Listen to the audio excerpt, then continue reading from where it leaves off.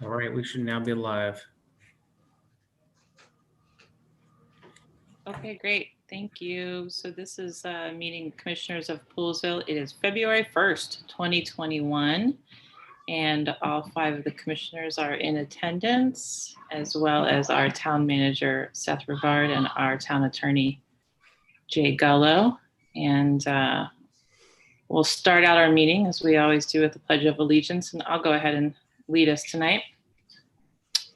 I pledge allegiance to the flag To the flag, of the United United States States of America, to the republic and to the republic for which it stands, for which it one stands, nation, under God, indivisible, liberty, with liberty and justice for all.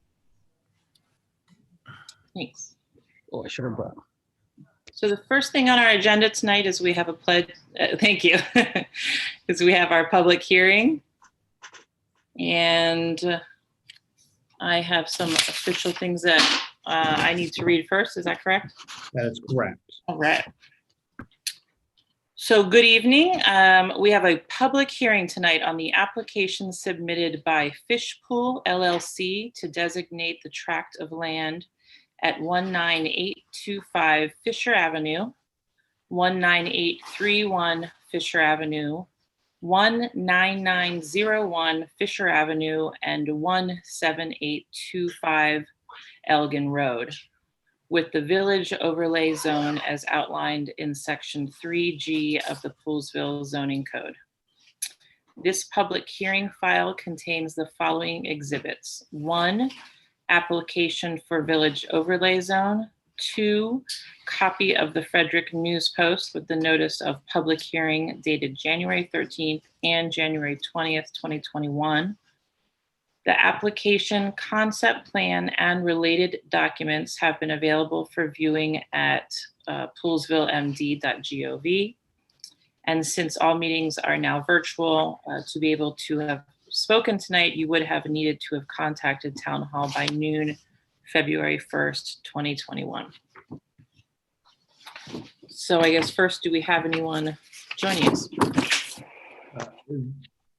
There are, what I will do, depending on how you would like to do this, Chairman, as President, is I can pull in the applicants now, or I can go through my staff report and have them watch from YouTube and then pull them in at the end, or that's the option. Pull them in now or at the end of my report when I'm complete. What would you prefer? I think pulling them in now is fine. Okay, certainly.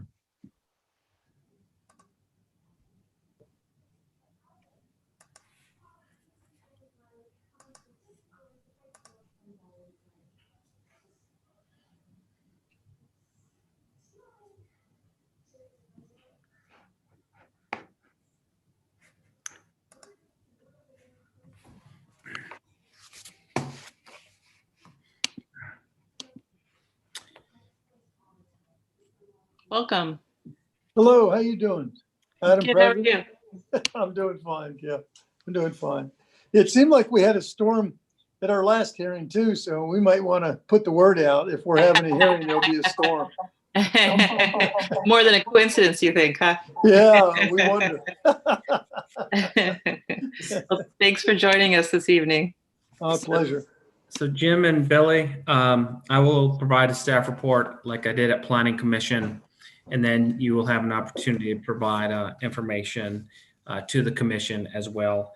And then for the commissioner's sake, at the end of the presentation, my presentation, and then the applicants, after those two things have occurred, we will have to open this for a public hearing, even though no one is with us. We'll open a public hearing.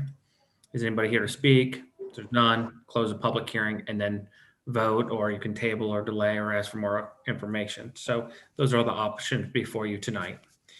So Hey, Billy. Good to see you. Hello, how are y'all?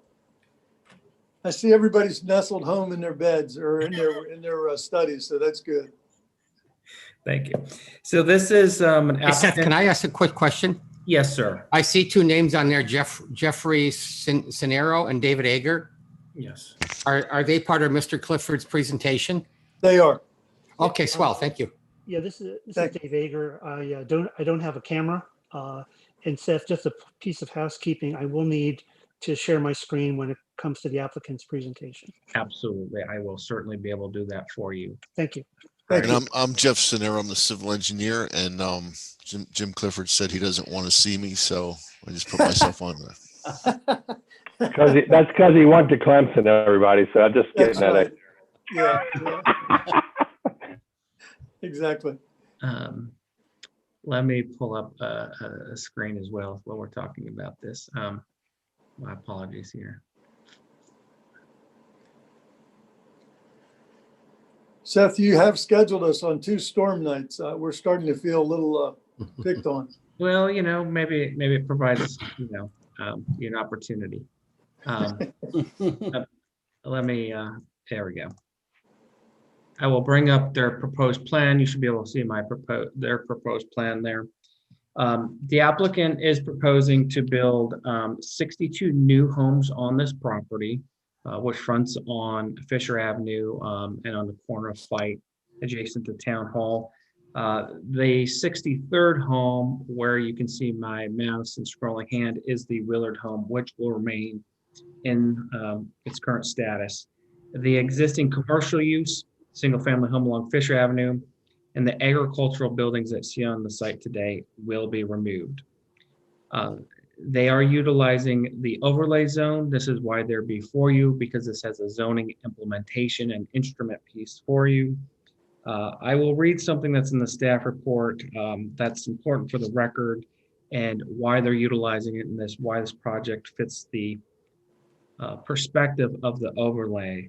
So the purpose of the overlay is promote infill development, which offers an excellent opportunity to strengthen development patterns and fill in the gaps.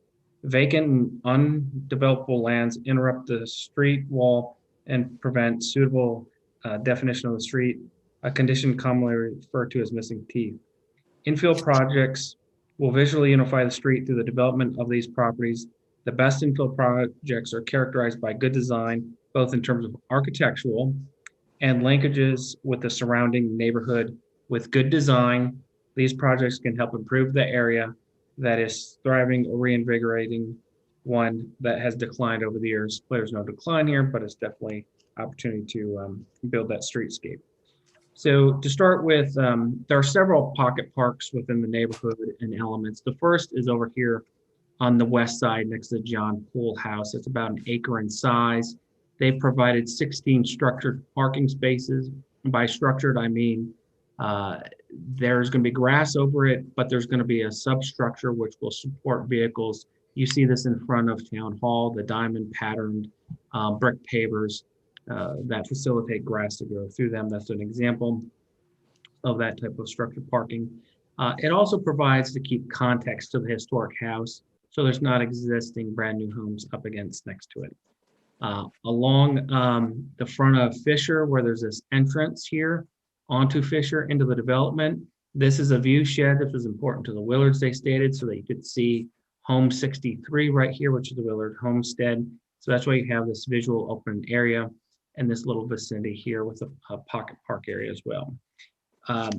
Coming at the end of Beale Street, what you know is the street right in front of Town Hall.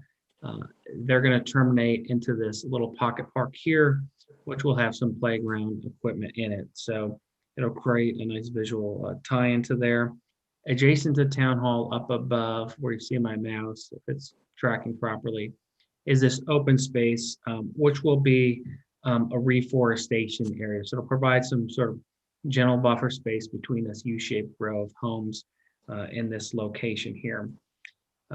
There's a natural walking path. Well, there's this U-shaped area in the back to the north side of the development. They're proposing a natural walking path through that location in there.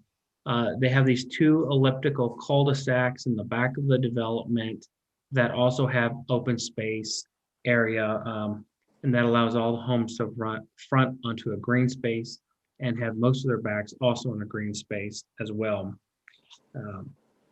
So the applicant has gone to the Board of Parks and Rec, received a recommendation, which is in my staff report from the Board of Parks and Rec, which was favorable to this layout in terms of the park space that the Parks and Rec Board recommended that there's a very good layout of the park space, at least within the development. I indicated all the homes are oriented to the fronts of the streets. The homes are not to the back of streets, which is nice. So along Fisher Avenue, you'll see the front of homes. Along Fight Street, you will also see the homes fronting there as well. So there'll be no situation with the orientation has the back of homes into public area. They even were sensitive to that on this parcel space here next to the John Pool House. These structures here will face into the park, providing that continuity of appearance with the orientation. There are a number of front porches within the plan as proposed. That'd be one of the things we definitely would like to see carried throughout the development project. Front porches that are usable, that actually people sit on. That promotes a neighborhood feel and neighborhood environment. The pedestrian activity, that's all in yellow on my screen here. They provided great connectivity through here and made some improvements. We're all familiar with the unimproved trail that goes along the side of Town Hall and connects into Glass Way. That will be an improved trail. There will be a connection from the arbor that is in Wayland Commons along Fight Avenue, all the way and connect over to the John Pool House. And then of course, there's the natural connections within the development, as you would see with sidewalks in a new development. So the connection of Glass Lane would be required in this project to the top there as well. The town has a strong history of connecting streets.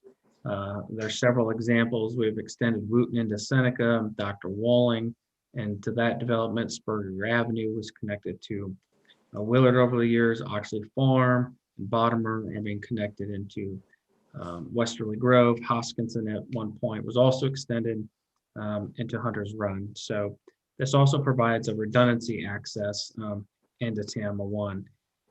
Now we get into the design component here a little bit. The applicant has noted that the architectural details will come with the submission of the preliminary plat, which is a planning commission function.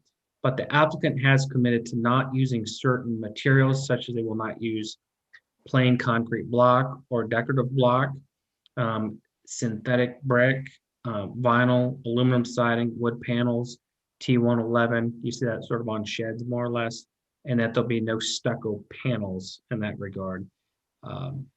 So, not use of some of those materials kind of gives you an indication of, at least a general indication of the quality of materials that they will use in lieu of not having those.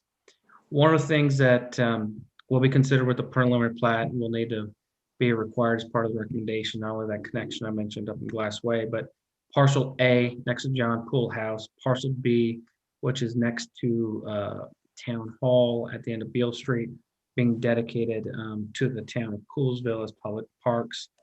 The walking path itself should be accessible to the public for use as well. And then the removal of overhead utilities along Fisher Avenue. The Planning Commission did provide a recommendation to the Town Commission, and they voted to approve this unanimously onto the Town Commission for the use of the overlay, which is your goal here and what you need to do. So the recommendation from staff to both bodies, first the Planning Commission, now to the Town Commission, is that the project is in keeping with the master plan and also the village overlay that was created about 5-6 years ago, and that this development interfaces with all the surrounding properties. They've given context to John Pool House. They paid attention to Fisher Avenue, providing a frontage there with the structures that way. Same with Fight. How the parks and the walkways connect in with the surrounding areas. So it connects in that way and fits the vision that I first read in the beginning with the infill continuity as well. So essentially, as the village overlay says, and this is my closing, is the best infill projects are characterized by good design, both in terms of architectural and linkage with the surrounding neighborhood. And as such, that is why staff can recommend this to both the Planning Commission and now the Town Commission for approval based on, and then the only final caveat here before I conclude is that as we've discussed the sewer situation, the overlay itself is not contingent upon receiving sewer capacity, but the actual projects in the plan itself are sort of contingent upon getting capacity, which is typical of any development. It's just a little bit more highlighted with some of the things we've discussed more recently. But that's another discussion, but I want to focus on the ability that the town commission can approve this with the understanding that there are always contingencies that the applicant will have to address at future steps. And that concludes staff report. If you have any questions of me, I can take them. But then the next step would be to hear from the applicant. I have a question, Seth. Yes. As far as the water capacity, water and sewage capacity goes, am I correct in my understanding that since this project was submitted first and it's also in the downtown area that we're trying to emphasize, that they would have the water priority over other projects? That's correct. You create a priority zone within the allocation plan. So the Okay. availability of that would go to the targeted improvement area, which this is part of. Okay, the other question I have is when we vote on this tonight, we're voting to approve the overlay zone only. The planning commission can still make fine tunes to the plan. That's correct? That's correct. Fine tune's the key word, I wouldn't expect wholesale changes. But the number of homes will be non-negotiable once we approve this tonight, or will still be negotiable with the planning commission? I would say that that's locked in place because that's part of the legislative process of the zone. Okay. All right, thank you. Hey, Seth, I wanted to ask a question also about the water, Yes. because we had that extensive discussion last time. Mhm. Is this project dependent upon the I&I project that we spoke about last time in order to create capacity for this new project? Yes, it would be dependent upon those improvements in that discussion we had the other night. The applicant, I've spent time talking with them. They're aware of that. They're moving forward with the understanding that we have as a town decisions to make about how to move forward on that. Yes, they're integrally related and they both play into each other. But I would advise that, there's still the opportunity to move forward with this tonight if you so desire, because the other thing becomes an engineering issue to figure out and see if it can be managed.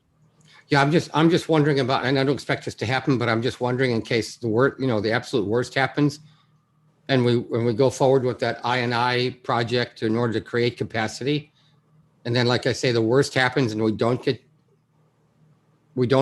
create capacity by that project. How would we tell that to Mr. Clifford and Mr. Willard that, I'm just worried about that. I think you just did. What's that? I think you just did. Well, I don't think it's going to happen, but who knows? That project hasn't started yet, so we can't really predict the outcome. I will say this, and if Mr. Clifford would like to jump in, he and I discussed that extensively. Okay. And he is aware that that is one of the elements here that would need to be addressed. So it's definitely not lost on him. And I basically briefed him on the meeting we had the other night and all the technical details. Right. In the situation we find ourselves in. So that is not at this point lost on him. He understands that that's an issue that would have to be addressed going forward. That might potentially be resolvable. So they're going in with the understanding of what that situation is. All right. May I ask just a direct question to Mr. Clifford then? Yes, absolutely. Mr. Clifford, do you expect to? I'm just curious, right? Are you going to just kind of hold off until the I&I project is finished and see what capacity is created there? I'm just curious. I don't have any, underlying motivation for asking that question. I'm just curious. Yes, sir. I'll try to answer. This was a relatively new revelation to us. We did not know that, based on years of conversations with the city about capacity, it was never a discussion that there was no capacity. Yeah. Then more recently, when Seth came on board, he started to signal to us that there were some I&I issues that were going to have to be resolved, and there was possibly some impact taxes that were going to have to be paid to help on these projects. It wasn't until just now that we found that there was not necessarily any capacity. So we sort of feel like we're 1 foot in the stream, and that we need to keep moving. Yeah. We've had so many delays on this project over the years that we feel like we need to keep moving. Right. And so we're going to, that's what we've decided to do. Remember that in a best case scenario, I don't see anybody putting a shovel in the ground on this project for a couple of years anyhow. Uh-huh. So there's certainly plenty of time to get that worked out and resolve things. And if we could get some conditional approvals and have at least the good faith assurance that everybody's doing and what they can because they want the project, then I don't see what choice we have. If we wait, it's not going to get better. No, yeah, I agree. I just, I just don't want an important project like this to get some enormous surprise like, oh, there's no wastewater capacity. And, that would be a huge problem for everybody. Well, we are balancing the information that Seth gave us. And Yeah. it seems like it's relatively, I'm not going to say assured, but it does appear that the right things can be done, the right results can be gotten, and then there would be a capacity here for us. We need about 21,000 gallons, and the plant's good for 750,000 gallons. So we're de minimis, we're not a big impact on the system. If a few things can get straight, then it seems like we'd be okay. Yeah. Okay. All right. Well, thank you, Mr. All right. Clifford. Thank you. Thanks, Seth. Thanks. Seth, you want me to begin? Yes, sir.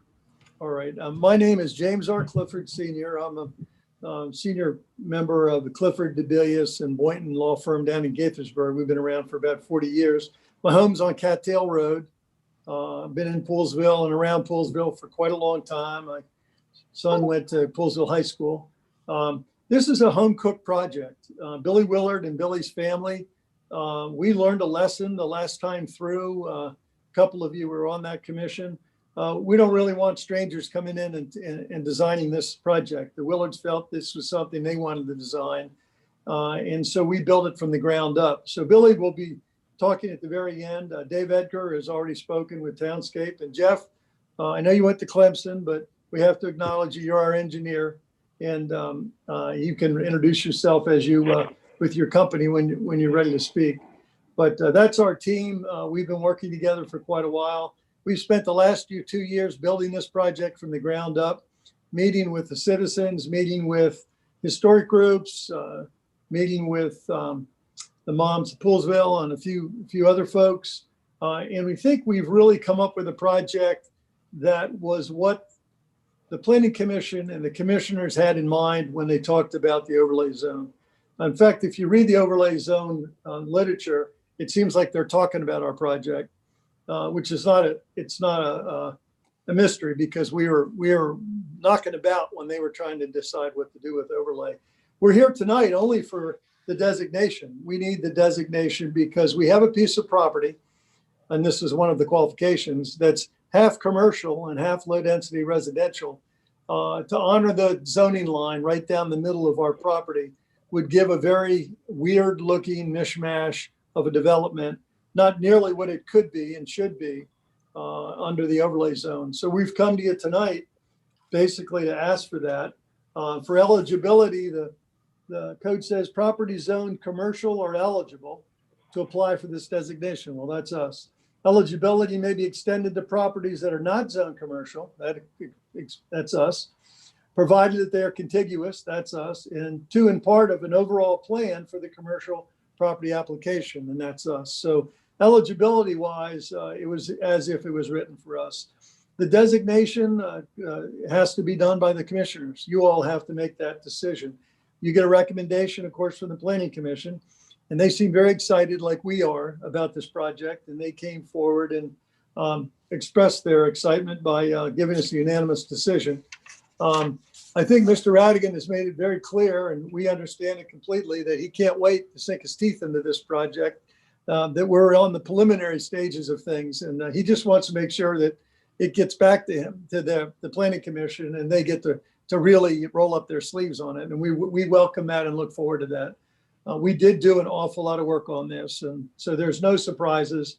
A number of you on the commission have already heard this presentation once or twice.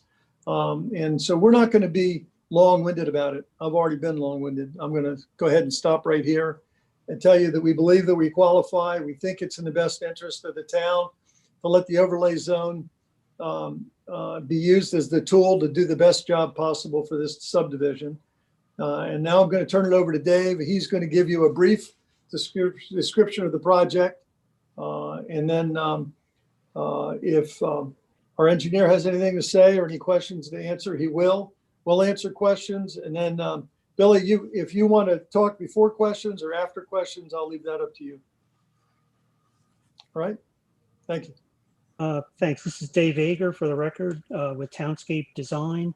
Mr. Rivard, if you could allow me to share my screen. You should have access. Thank you.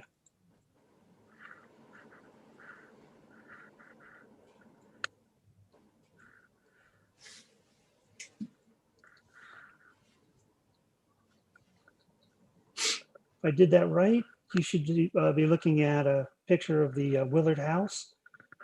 And, Not yet. Not yet. Not yet. Okay. This has started sharing his screen, so. See, you might want to stop share and restart and see what happens. Okay.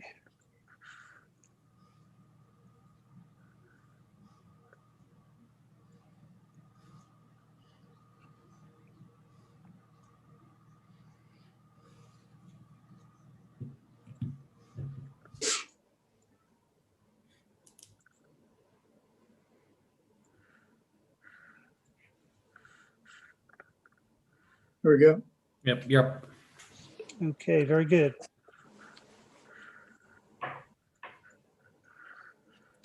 So very briefly, again, my name is Dave Ager with Townscape Design. We're land planners working on this project along with CMS Associates. And as Jim mentioned, the property is split zoned with the residential, half-acre residential in the rear, commercial in the front, and therefore the appropriateness of this location and this configuration for the village overlay zone. Just wanted to make mention that not only did we have a pretty long outreach process, we incorporated several of the comments into the plan. So when you look at the parkland next to the John Poole House, the recreation site located next to the town hall, fronting of units, all of this either came from the master plan, the village overlay zone recommendations in the design manual, or from our feedback from folks in the at these meetings. So just real briefly, the plan proposes parkland, that's parcel A and parcel B, a portion of the forested buffer to the rear could also or may also be parkland. There's approximately a third of the site that's going to be an open space as a result of this. About 2 acres of it will be forested and landscaped. And as we mentioned earlier, it's going to be 63 homes with the retention of the Willard House. So this is a zoomed in version, a view of our proposal and concept for what we call parcel A, which is the what it may be called the Willard's Commons next to the John Poole House. And then that John Poole House is outlined in yellow, dashed yellow. And this is just a general look, opportunity for parking as well, as mentioned in the staff report, to include not only the structured parking, the green parking that Mr. Rivard mentioned, but also on a large activity day like Poolsville Day, there could be some off-site parking located in this park. We are proposing that the park be dedicated to the town. So that's exactly, it's been in our plan from the beginning. Then the smaller park next to the town hall is actually going to feel much larger because it is, as mentioned by Mr. Rivard, is adjacent to other parkland in the community, nothing less than Wayland Commons. So it's going to feel much larger and be integrated into that community. So this is an overall diagram of that parkland and open space proposal. So you can see that it captures about a third of the site. and various types of easements and landscapes and dedications. This is a diagram of the pedestrian systems. It shows that it's connected internally and externally at John Poole House, at Wayland Commons, and connections to Glassway, and potentially even connections to the north. The brighter yellow colors would be a paved sidewalk. The orange is part of the streetscape improvements in the town plan, and the darker yellow or orangey color in the green area would be natural walking trails that would have public access. This plan here shows the amenities graphically that Mr. Rivard talked about. I'd like to highlight the reddish colored tones. This is where we think the prominent locations for porches should be, and this would be our guiding plan for when we submit the preliminary plan. And then I just would also like to highlight there are three types of lots in the community. There are lots that front on a public road. There's lots that front on a public road but have access to the rear. And there's lots like on the park next to the John Poole's house, lots that front on open space but have access through a private road to the rear.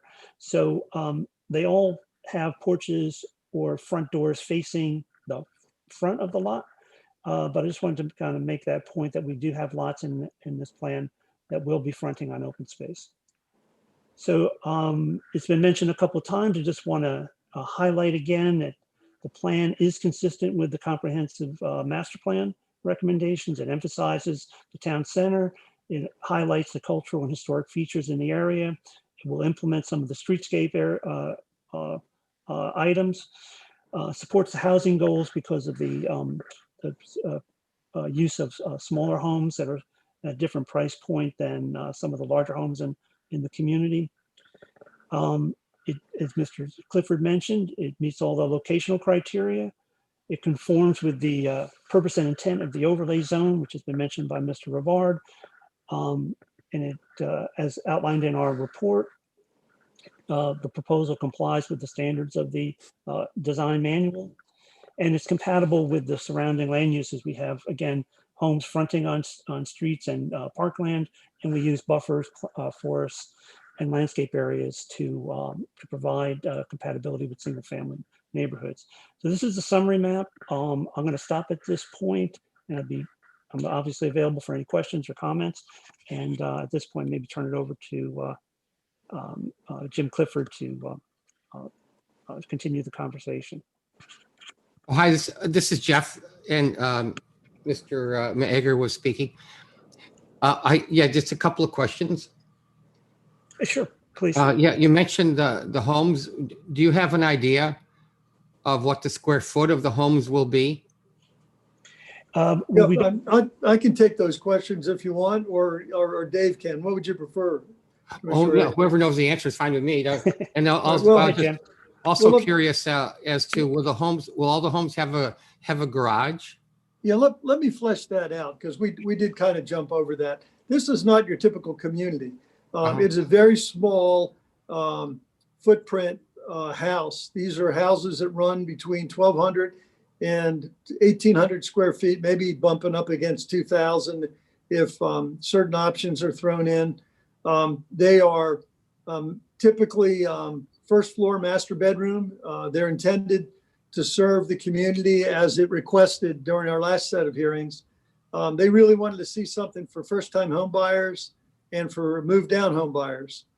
And so this is they're calling it the missing middle type project in the county and in the nation. We've gotten a lot of great input from people who are doing these kind of communities like Knight Kiplinger. And they are doing them all over the country. They're a different product. They're kind of a World War II concept. It's back when cottages and craftsman style houses and Cape Cods and all, the kind that we all grew up in. That's what these are going to be. They're going to be architecturally beautiful. The Willards have insisted that masonry and really high quality materials are to be used on them because, as Billy said, not Billy, I'm going to steal your thunder here. he wants to drive by there or have his family drive by there 40 years from now and it'll look every bit as good as the day it was finished. Mhm. So I've heard some people refer to them as gem boxes, but that's not really accurate. These are homes that are going to be affordable, well below, I think, what the medium average price for homes are, but at the same time, they're going to be high quality. The lots are only 4,000 square feet. David, some are larger, right? But 4,000 is the average. Yeah, that's correct. Not average, but the The lowest. minimum is 4,000, but they Yeah. vary between, say, 4,000 and 5,000 square feet. And that's required by the overlay zone. So that's where that number came from. But yeah, they're going to be priced right, and they're going to be homes that will give people the opportunity to stay in Poolsville. And frankly, we'd be very happy if every home went to somebody who already lived here. Oh, and the second question was, where will the people park? Parking's very good. David, if you'll explain, Dave's done a great job for parking. Yeah, there's, thank you for that question. There's on-street, on-lot parking for every lot. So each lot has at least 2 parking spaces per lot. And then integrated into the street design, there's parking between the street trees at certain key locations. And so overall, we meet the parking requirements of the zone and of the base zone. So it'd be between 2.5 and 3 parking spaces per unit. So there's some on-street parking and some parking on each lot. Dave, could you guess what percentage of the units here will have garages in the rear loading? We're estimating it's about 40% of the units. And the reason for that is, if you can see my cursor, hopefully, we were very careful not to have driveways out onto Fisher Avenue, but yet we wanted to have the fronts as per the master plan, and the same with Fife. So in order to do that, we had to bring in the driveways from the side or the rear of the units. Mhm. And so in those areas, you'll have that. In the same respect, we had, earlier plans with streets and, next to parkland. It was determined through our outreach process that it would be more beneficial for the town to have fronts facing the parkland. So where we have a house facing parkland, there's the rear access for those communities as well. So those 2 areas, and then the balance, there'd be front loaded units where the units back to open space, essentially, like at the north end of the property. Thank you. David, this is Ed Reed. Just question. Thank you for coming out and sharing with us. When you're looking at that parking, are there going to be areas, say, visitor kind of parking? I'm just wondering how tight, and if people have people visiting, where would they park? Yeah, it's a little hard to. Thank you for that question, by the way, Mr. Reed. It's a little hard to see in this plan, but interspersed between the street trees, there's parking pads proposed. And then there's also the potential parking over in the parkland here, which would be publicly accessible. So we'll go through all those details during the preliminary plan process, but there could be a substantial number of on-street parking spaces for visitors. And the nice thing about doing it interspersed between the street trees, it can be dispersed throughout the community rather than have a parking lot at one location, people walking to another. The other point is it's along these 2 cul-de-sac parks, there's parking along the perimeter of that as well. So there's ample parking in those areas. Thank you. And one more question, Mr. Clifford. Yes, sir. I might have missed it when you were going over like the square footage and the missing in the middle concept and people staying in Poolsville. With the layout of the house, would this be something where our senior community might say this is a good fit for them, those who might be looking to downsize? Yeah, as a member of the 70 up community myself, we really wanted to have these homes. And by the way, we got so much community input about having first floor masters that these homes are going to all be designed with first floor masters. So yes, I really think I won't be surprised at all if a significant amount of these homes go to seniors, and hopefully There'll be seniors who are selling their homes in Poolsville, wanting to stay in place and then moving into here. It won't be a senior community. In fact, I really like the idea that there'd be young families moving in at the same place. There's a lot to be said for that. But yes, they're smaller homes. I mean, if you look around, the average home is 3,500 to maybe 6,000 square feet in these new communities. And these will be under 2,000 square feet. There'll be two-story in all cases. So there'll be a couple bedrooms upstairs, but the master bedroom downstairs. Do they Jim, have, I'm sorry, this is Dave Ager. I just want to make a point of clarification. Jim, we plan the vast majority to have master downs, but there may be a few, first-time buyer type for the young families that may have master ups, and we don't have that right now. But the intent is to maximize the number of units that have the master down. do the homes have basements, Mr. Ager? We're not. We haven't engaged with a Dave, let me answer that because Sure. I think we have a half answer to that. There are a number of areas on this site that have rock. They may, by their location, exclude basements. I remember Jerry was very adamant when we first started talking about this, that basements would be necessary for small homes like this. So I think the basement option is going to be there, but it's going to be selected based on what kind of soil is underneath. Right. Okay, thank you. Yeah.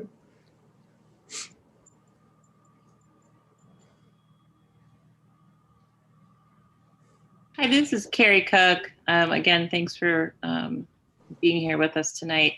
One of the things that I really liked hearing you talk about back when I was able to hear, I think probably one of the first iterations of this plan before the Parks Board back in summer of 2019 was this kind of this idea of a nice line of sight going from the Commons to the Willard House over to the John Poole House. Is that, are we still in keeping with that? Yes.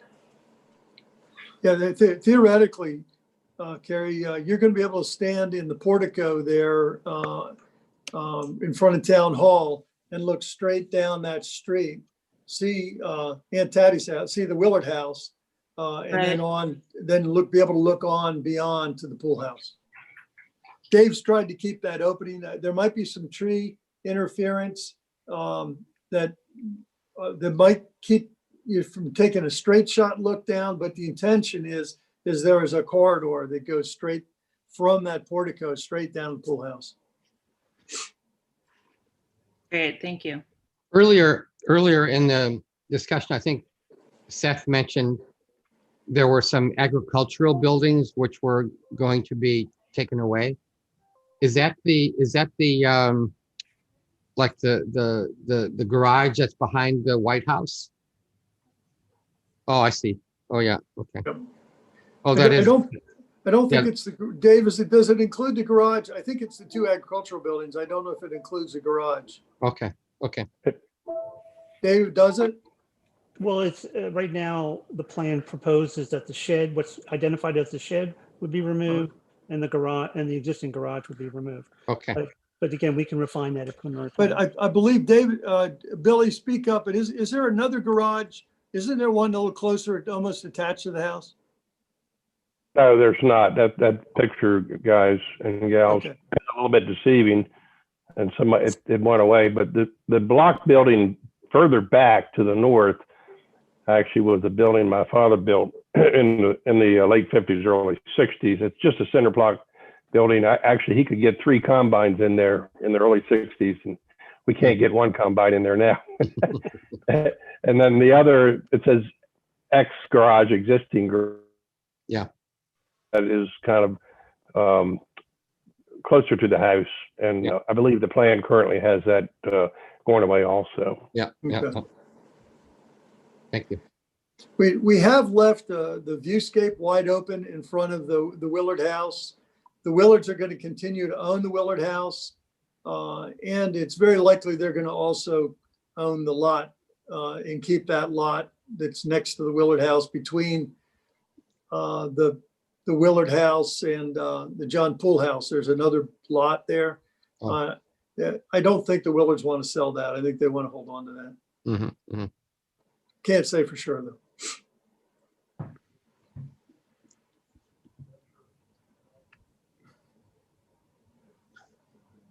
All right. Was there anything else? I will mention the streets might look a little convoluted, but that was intentional. There was a feeling early on that nobody wanted to see a straight shot from the neighborhood in the back, Tara, all the way through to Fisher Avenue. They wanted it to be convoluted and discouraging so that it's not used as a thoroughfare. Right. So, and we really like the idea of a community that didn't have straight lines. It wasn't gridded out. We like the idea of muses and it being a little bit convoluted the way it laid out, so it's not predictable. There's something charming about that. So we did that. We also, as I said to the Planning Commission, this community opens its arms to Poolesville. It doesn't close it off. A lot of communities, they put their backs to the rest of the town, they close it off and they become an enclave. And I really think this town opens its arms to the town with its sidewalks. And there's a trail that goes around the northern end through all that green space, a walking trail. There's the connectivity to the John Poole House and the relationship that's likely to take place there. And there's a lot of connections to Wayland Commons as the overflow parking with the sidewalks, with the parks adjoining. It really does embrace everything around it. It looks to me, like, correct me if I'm wrong, that the entrance or exit to the neighborhood is not on Fisher Avenue, other than the white Willard House that obviously has the driveway on the Fisher Avenue, but the others are on Fife. Is that correct? David, maybe you should explain the three entrances that you're looking at right there. Sure, yeah. I'd be happy to. Thanks for the question, Mr. Eck. There's a public road connection opposite Norris Road at this location. I don't know if you can. See my cursor. I thought that was where the White House was. Okay, yeah, that makes sense. Yeah, that's a necessity because of John Poole's parking and the overflow parking. And that's basically where the existing commercial parking lot entrance is today. Mm-hmm. Then there's an entrance off of Fife. Yeah. Opposite Wayland Commons at this location. Yeah. And then the plan proposes dedication of a parcel to allow a connection to Glass Way. Oh. This plan is not determinative on that connection. That would be certainly the decision of the town, but we're proposing that we dedicate the land so that the town could, if the town wanted to, make that connection. But we're not required to or proposing that necessarily, except for some sort of emergency access point. Yeah. Staff is requesting it to be connected into that location to kind of build out the complete community approach and have that connectivity as another way into that development. In event that any other two accesses were blocked by emergency type situations. Yeah. In addition to go ahead, I'm sorry, Commissioner. No, I was just gonna say right now, Glass Way does not come all the way through. It just kind of stubs. It doesn't come all the way through to Fife. Right. That's going to be a trail between Glassway and Gary. Yeah. One other thing to point out is, in addition to being convoluted, the pathway from Glassway to Fisher, there's the traffic calming device of putting street parking, pods of street parking along these streets. That also is, in addition to needing the parking, it also has the desired effect of slowing people down. Yeah, I've seen that technique very successful in small villages in Europe. Yes. Where they have a lot of them have a tree, but not everyone has a tree. And then you kind of have to take your turn for traffic coming the other way. It's kind of one at a time. And it definitely, you use the word calming effect. Yeah, but it definitely slowed down the traffic. Yeah, Ireland is famous for its one at a time type Yeah. passages. Yeah, yeah. Yeah, And it on my won't be two, quite, just for the sake of everybody, it won't be quite that narrow because Yeah. honestly, Jeff, it's your fire world that has an impact. They want to make sure the road's a minimum width so the fire trucks can get through there. But yeah, Yeah. you know, the concept is going to be very similar to try and slow traffic down, not quite as wide roads and those sort of things. But yes, nonetheless, yeah, I don't want people to think that it's going to be an exact queuing type road, but I know what you mean. yeah, okay. Yeah, my 2 cents is where Glassway currently does not come through. Well, you know, like I said, my 2 cents is, I think it's a good thing that it does not come through. Otherwise, it seems like there would be a lot of traffic on Fife out to Fisher.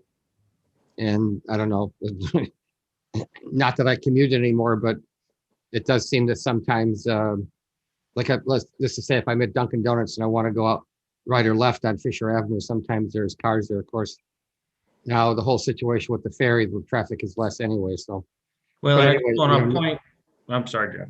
yeah, no, not having Glassway connected to Fife, I think, in my 2 cents, is a good thing. Yeah, I think the applicant did a great job of making sure it's a connection, but a disconnected, non-convenient use as well. So, Yeah, yeah. I mean, I counted, you'd have to come up almost across 4 stop signs to even want to make that as a connection. So, yeah, it's more about good connection that we have developed in town as the examples I used, plus an emergency aspect there as well. But it's Right. not going to be convenient to use that on a regular basis. That's for sure. Mhm. Okay, thanks. Just a general question, as a new commissioner coming in, looking at, you said this has been a couple of years in the making, and Mr. Clifford, you said there were some things that you learned up that brought you up to this point with some revisions in the approach. How does the new plan, in 1 or 2 ways that the new plan significantly differs from the things that others might have been concerned about? Well, I think some of the hidden or not expected consequences of the new plan are we anticipate water usage and sewage usage to be far less than what the 4,000 and 5,000 square foot houses would have had. So our actual impact, when you talk about water and sewer, our community really is going to fall well below the averages, I think, that are being used. And I think that's a good thing in town to have less use of these limited facilities. I would say the fact that it's going to be open to our kids staying here and being able to build and or buy houses that they can afford. I think that's a huge thing. One of the surprising things is that we got started with this thinking that Poolesville High School was a reason to do this community.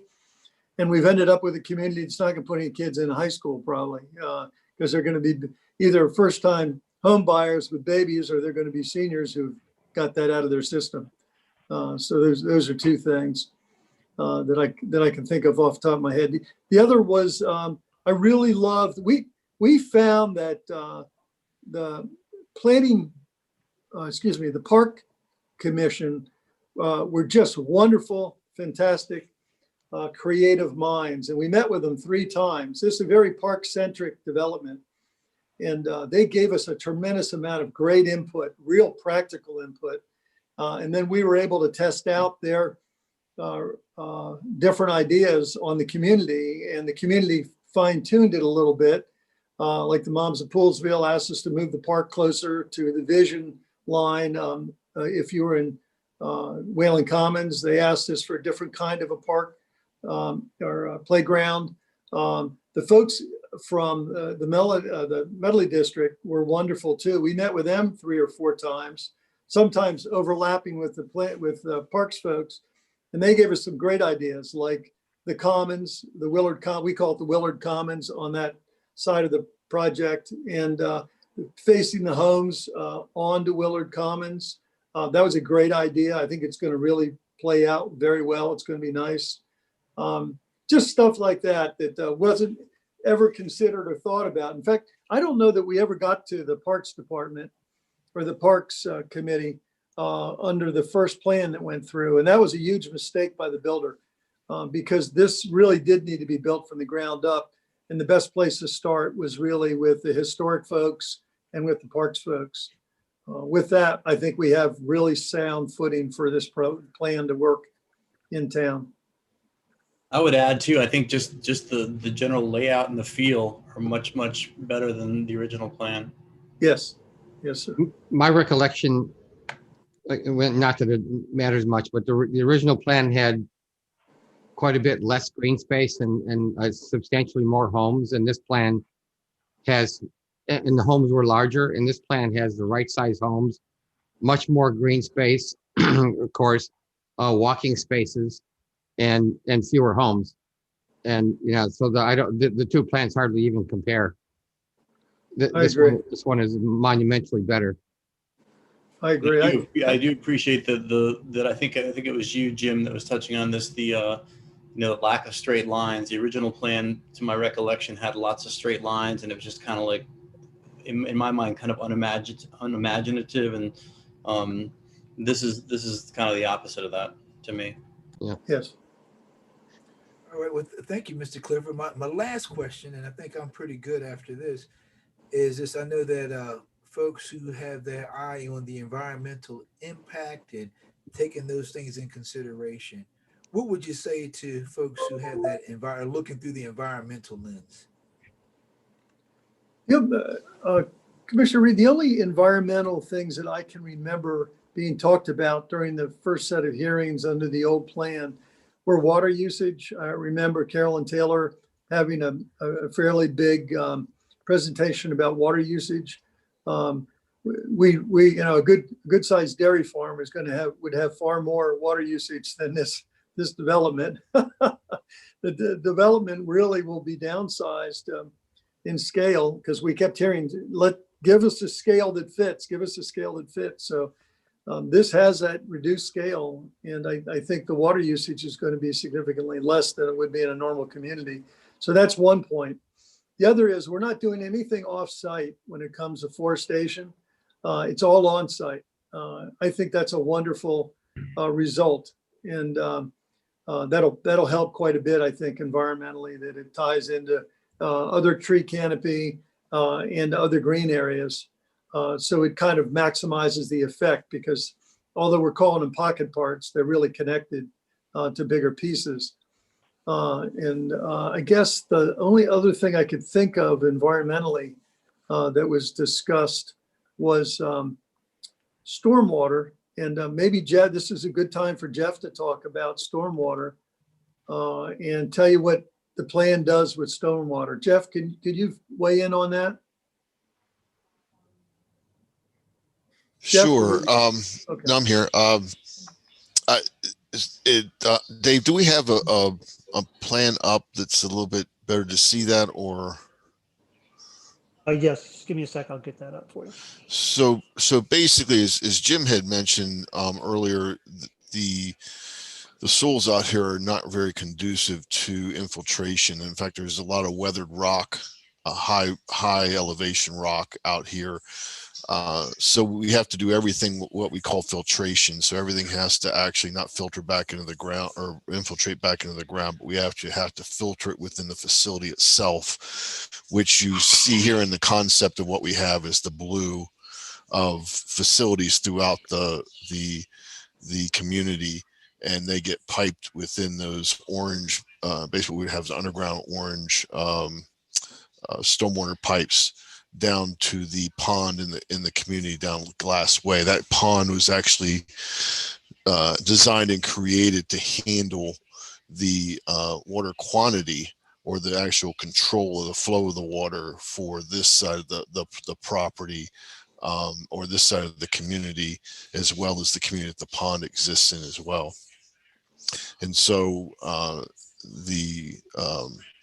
this plan basically represents what is typical or state regulations and kind of married with the Montgomery County, which is a little bit more strict than what state is, stormwater management regulations of smaller facilities and not large ponds to facilitate the 2-year storm or the water quality cleaning of water before it gets downstream, and also to alleviate the high erosion early storms that are a part of what Maryland has come to find to create problems downstream. Hey, Jeff or Dave, could you explain the optic to the commission? In other words, those blue areas, once built and you're walking down the street, what are you going to see? What's it going to look like? Obviously not going to be small pools of water everywhere. What's it going to look like? No, and in fact, they function. I made the distinction between infiltration and filtration, but basically these facilities are common. They are not big ponds. They are small facilities, maybe a foot deep, foot and a half deep, that we try to create. And David, I've done this before in other places. We try to create them such as a sense of place, so that they look more like gardens rather than just holes in the ground that create that you have some plantings in or stone in or that kind of thing. So the way that they're actually designed is that during a heavy storm, you won't see water in those facilities within 12 hours of it raining, so that they actually filtrate down through the underdrain system and go underground before that, early enough so that you don't have sitting water for a period of time. Will they detract or enhance the street view? Jim, this is Dave. They're Yeah. going to enhance the street view very much because they're landscaped. In fact, when we're going to do it, it's going to look, you won't be able to tell the difference between where the stormwater facility starts and the landscaping and streetscape ends. It'll all be integrated. Now, technically, they're going to be on their own parcel, but when we look at how that landscaping relates to the landscaping of the street, it's all going to be interrelated. So the species selections will be appropriate and compatible. So it's part of the overall forestry, open space, landscaping, and streetscape planning. So it's going to be integrated. All right, thank you.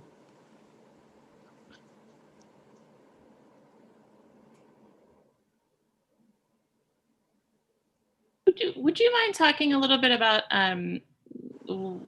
what the houses that face Fisher will look like? I guess I wish I had a little bit more of a I don't know, more of a 3D idea of what they'll actually look like. They're going to be required, Carrie, they're going to be required to have porches. Your streetscape plan, I think, Dave, correct me if I'm wrong, wants Fisher Avenue to have porches. Billy feels very strongly these need to be not faux porches, but real porches. Yeah. I think the overlay zone requires at least 5 feet, but I think we're requiring, Dave, do you have that in front of you? Is it 7 or 9 feet or 8 feet? Yeah, Jim, this is Dave Ager. They're probably going to be about 7 feet deep, maybe 8 feet. And I can show some examples of some front porches that we showed the Planning Commission. Okay. If that's helpful. Yes, I think that'd Be be great. great, thanks. Yeah, again, we don't have a builder, but when you look at the town, the styles in the town, the requirements of the overlay zone and the desires of the Willard family, they may look, they're going to be about this size. So they might be a small 1-story bungalow with some bedrooms upstairs, like Jim had mentioned. So here's an example of a master suite on the lower first floor, a front porch in a cottage or a bungalow style. Here's one, again, master down, Greek Revival building. This is a little deeper, so it's not going to fit on every lot, but that's an example. And then there's the more farmhouse or craftsman looking buildings. These are running about 16 to 1,700 square feet. These both have masters down as well. Again, they're deeper. So again, they'll fit on some of the lots. And then finally, there's the more colonial or maybe Georgian styles that you may be familiar with. In this particular case, the masters, these examples, the master is up. It's a full 2-story building. These are slightly larger. They're just pushing 2,000, just over 2,000 square feet on the left side. But these are homes that are new construction, that are compatible with the styles that were recommended in the master plan, and are about the size. They're about 3 bedrooms to 2.5 baths. They're 1.5 to 2.5 stories in height. So hopefully that's helpful. Very, thank you. Carrie, I was very surprised at how many square feet these small homes were. They look bigger than you when you hear 1,200 or 1,400 square feet, you wonder how can it not be a townhouse or something? But these homes prove that you can have a substantial home with that kind of square footage.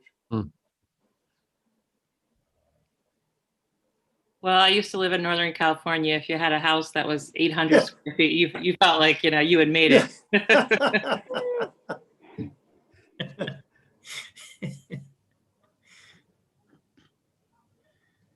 We have to select the builder, and it's the Willard's intention to take this thing through the approval process, cement what is going to have to happen there, and then bring a builder in and say, if you're interested, this is what you have to do. If we don't do it that way, builders have a tendency to want to do it their way. And frankly, it won't happen if we can't find a builder that's going to do it this way. But we have found that there are builders that are most interested in doing this, and a lot of them would actually have to create this product. But if they're smart and they're thinking ahead, this is where the market's going. And the county is most interested. We're going to have a shortage in housing coming up in next, if not now, in the next couple of years. And they've got to get their arms around this. I'm working with a couple of the council members down in Montgomery County to get this product on the board. And the way they've got to do it in the county is they've got to improve the density in the smaller tracks. And they have to get rid of the lessen the impact taxes, because right now it's a self-fulfilling prophecy. If a builder has to spend $60,000 in impact taxes to build a house, they're not going to build a 1,400 square foot house. They're going to build a 3,400 square foot house. Mm-hmm. So they've gotten their arms around that. They understand that. Park and Planning has already supported this idea of lowering the impact taxes to allow for this product. And it's a process we're going through to try to get it done. This will be an award-winning community. I believe it. Mm-hmm.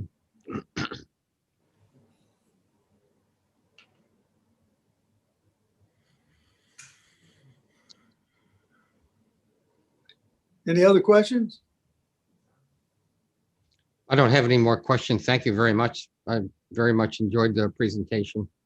Thank you, Mr. Great. Cook. I appreciate you responding to those questions I had. Thank you for your questions. Jim, I got just a couple comments to close. If you're wrapped up. I was just about to introduce that. Go ahead, Bill. Because you did take most of my talking points, but that's fine because that's what you do for a living, and we're not developers, as I've told this group before. By the way, my 3 siblings are on. My father's on this evening, and everybody's kind of watching, and we're excited about kind of where we are. Commissioner Eck, I really appreciate your question, and you bringing forth this certain issue on the sewer capacity and being certain we're well aware of that. And okay. But I think we're really to the point that we're going to forge ahead. And my family and I have been writing the checks, and we think like we have a great product, and we're almost there. But thank you for that. Commissioner Reed, you mentioned the environment, which I think is, farmers are the first environmentalists, and that's what our family does, is farm and serve other farmers. But one thing that wasn't mentioned was this is infill, and I don't know, way back in the day, they called it smart growth. We plant that field simply because it looks nice. It's not economical for us to plant that field. Actually, there's 2 fields really, to move our equipment in and do the planting and harvesting. And we lose money on it, but it is pretty and not the highest and best use for that piece. So the infill, I think, is important rather than going out in the ag reserve and developing other properties. So I think that speaks to your environmental question, Commissioner Reed. Most of you know I grew up on that property, and it's a really special piece to us and to our family. My great-grandfather, Harry Willard, actually sold the lumber for that house out on Cattail Road. It's all American chestnut, and we still have the woodlot out there. Of course, there's no American chestnut left anymore. And just spent most of my early years there, and we want to make sure that what goes around that beautiful home survives and lives for decades and decades to come. The house is a little over 100 years old, actually. Jim was very kind to say when I drive by there in 40 years, when I'm 105, that it would look really great. And Jim, I appreciate that confidence, and our family has really good genes. My aunt almost made 100. Yeah, I have a number of friends that call me on and off over the past few years, and one's going to happen, one's going to happen, and those two sectors of folks that live in Poolesville are the ones that their kids have all left and they want to downsize. I agree with Jim. I think most of these homes could be bought or will be bought by folks that live in town, or the kids or nieces and nephews of those that live in town. I have an employee who has a son who's a Montgomery County police officer, and his daughter-in-law is a Montgomery County police officer. And they had to go to Frederick for their first time purchase. And so he's like, when, because I'd love to have them live in Poolesville. And finally, it really isn't about the last dollar for our family. We want something that looks really nice. Those few little samples that David showed you were all, it looks like wood, but actually we have hardy plank or concrete board spec'd into the buildings. So, that's as good as brick or stone. And what will be built there is just going to last and look great for when I'm 105, Jim, riding by the project. So right. Thanks. Bill, you bring up a good point. We haven't told them what we're doing, but any contract with any builder, there'll be an addendum that tells them what their building materials have to be, what their, Billy's very big on real eaves, sticking out, not faux eaves. He's big on big porches. And so we're putting that in our contract. Mhm. Overhang. Yeah. Overhang. Yeah. So, yeah. So Jim called them hangovers in one of our meetings earlier, and embarrassed the entire building community. So those will be hardwired into the contracts with the builders. And we're going to have an architectural control committee and an HOA to marshal all of this. So Willard's are intent on this being right. I think that's What is all we've got. expected from us tonight? So tonight, Oh. I'll jump in, Jim. Okay. So at this point, your role tonight, you have a public hearing. This has been noticed, as Madam President has stated in the beginning, and your role is tonight is to vote on this. You have a couple options on voting, but gathering from the interest here, it seems like a vote to approve the zoning overlay for this project, and then this will go back to the Planning Commission for all the detailed engineering and detailed layout that you see on these plans, and then they can begin to move forward that way. But there's a process before them there to meet our standards, both with the overlay and with the technical engineering. So circling back directly to your question, it's a vote. We'll have to open and close the public hearing legally, and then you'll have to take a vote to approve, deny, approve with conditions.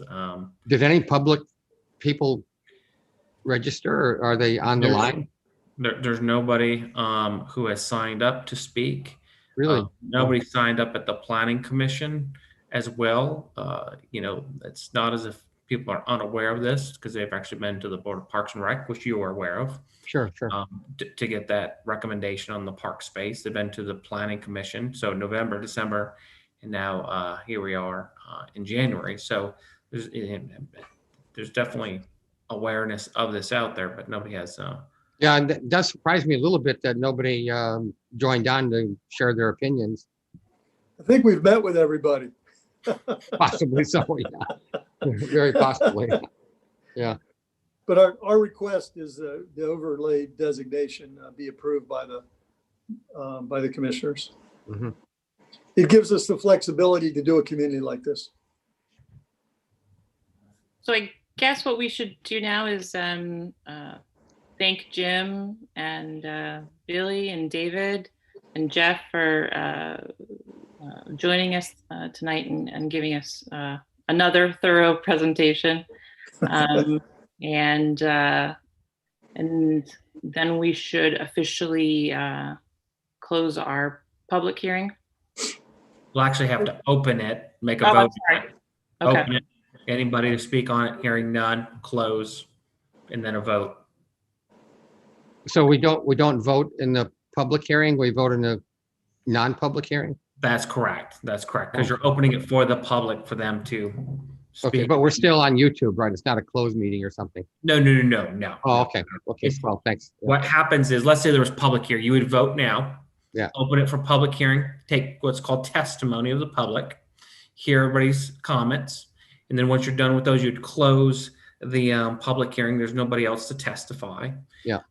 That would be your record within there. And then you would go and either deliberate more or vote after closing that public hearing. Mhm. Okay. Okay, yeah, thanks for the lesson. You're welcome. Seth, specifically, sorry to chime in here. What specifically are we going to be voting on during? What you'll be specifically voting on. Seth, can you hear me? Hello. Yes, I can hear you. It was a little broken up, but I heard what your question was. You will be specifically voting on, first of all, let me tell the applicants, thank you for joining us. I'm going to remove you out of the room and then discuss with the commissioner. So thank you for being here tonight. But they can still see us on YouTube, right? They can still see us on YouTube. That's correct. Okay. So Jim, directly to your point, you're going to vote ideally to approve the zoning overlay use on this. That's your role. Vote to approve the zoning overlay district for this project. And then if that Guests.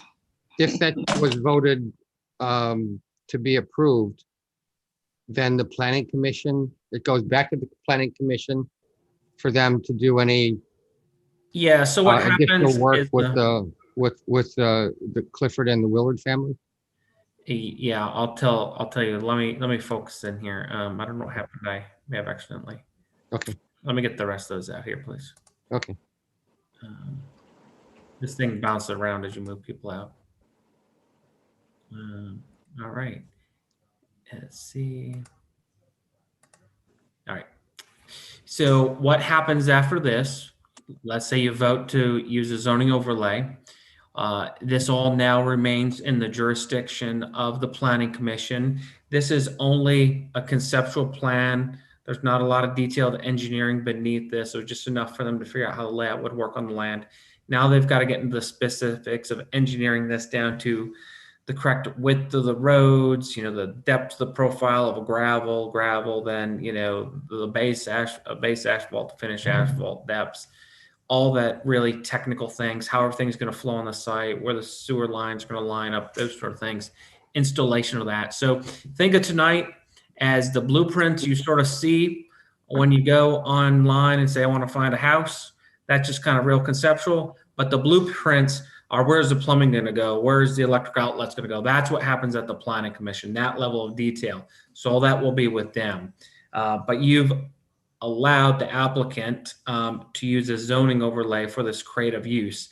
So that's what's going to happen when this goes back to Planning Commission. Your role will be complete in this process. And the Planning Commission, Seth, has quite a bit of oversight because if we voted to approve the use of the overlay zone? Correct. Once you've approved the overlay zone, they have, the fair amount of flexibility, which essentially you've already seen and built into this, right? The very fact that they can create a sketch plan of this nature and this type of layout is through the usability of the overlay. And once you vote on that tonight, basically it cements the ability of what they've just done in this concept as a legal actionable right for the property. So, Seth, let me ask you this. sure. Just so I'm clear, how much leverage the planning commission has at this point. Just for hypothetical argument's sake, say that they wanted an 8-foot porch, but the planning commission wanted a 10-foot porch. Can we hold this project up for that? Like, I mean, we have that kind of leverage, or no? Well, I'd be careful a little bit because the minimum requirements in the standards is 5 feet, and they're already. I'm not harping on porches. Sure. No, let me use an example. Let me use an example. Maybe something more like the shape of, the look of the houses. Or the materials or something, anything. Yeah, correct. Or the number of houses, yeah. Well, the Right. number of houses could go down, for example, couldn't go up. So if they decided to drop off a home or so, if they needed to shift something a little bit, for example, let's say, the 4-station area next to town hall needed to be a little bit bigger. Maybe they could make that bigger, push a little bit into the U-shape area, those sort of things. But for the most part, what you see as a broad idea is going to be baked into there as well. The planning commission could say, you've got more than enough parking. We don't need a little extra on the street. There's no need for those sort of things. But I don't want you to think there's a ton of play because, there's only so much. Because it's sort of that you're almost approving like a contract in some extent with the developer with what they've provided to you, and that's where you're at with this situation. And if there's any significant deviation, we'd come back to you as well. Let me maybe jump in a little bit just to give you the legal. I mean, Seth is telling you the framework, but let me put it in some legal terms for you. In the fact that what you're doing is you're changing the zoning. Okay, we call it an overlay, but if it was zoned, for example, R1, you're allowing an R2. Okay, you're changing the zoning to allow that, and that was your role, only that. But the incentive for you to change the zoning, because normally that's an illegal concept, okay, that's why it's called an overlay concept now. And the incentive to do that is I'm changing the zoning as the town based on what you showed me you were going to build. And that's what gave you the incentive. And the changes can't be material. Okay, so there's the legal concept. Everything Seth told you was like little things here and there. But to Martin's question, a material change would be a significant change in the number of units, a significant change in the layout, a significant change. These are significant and they're important.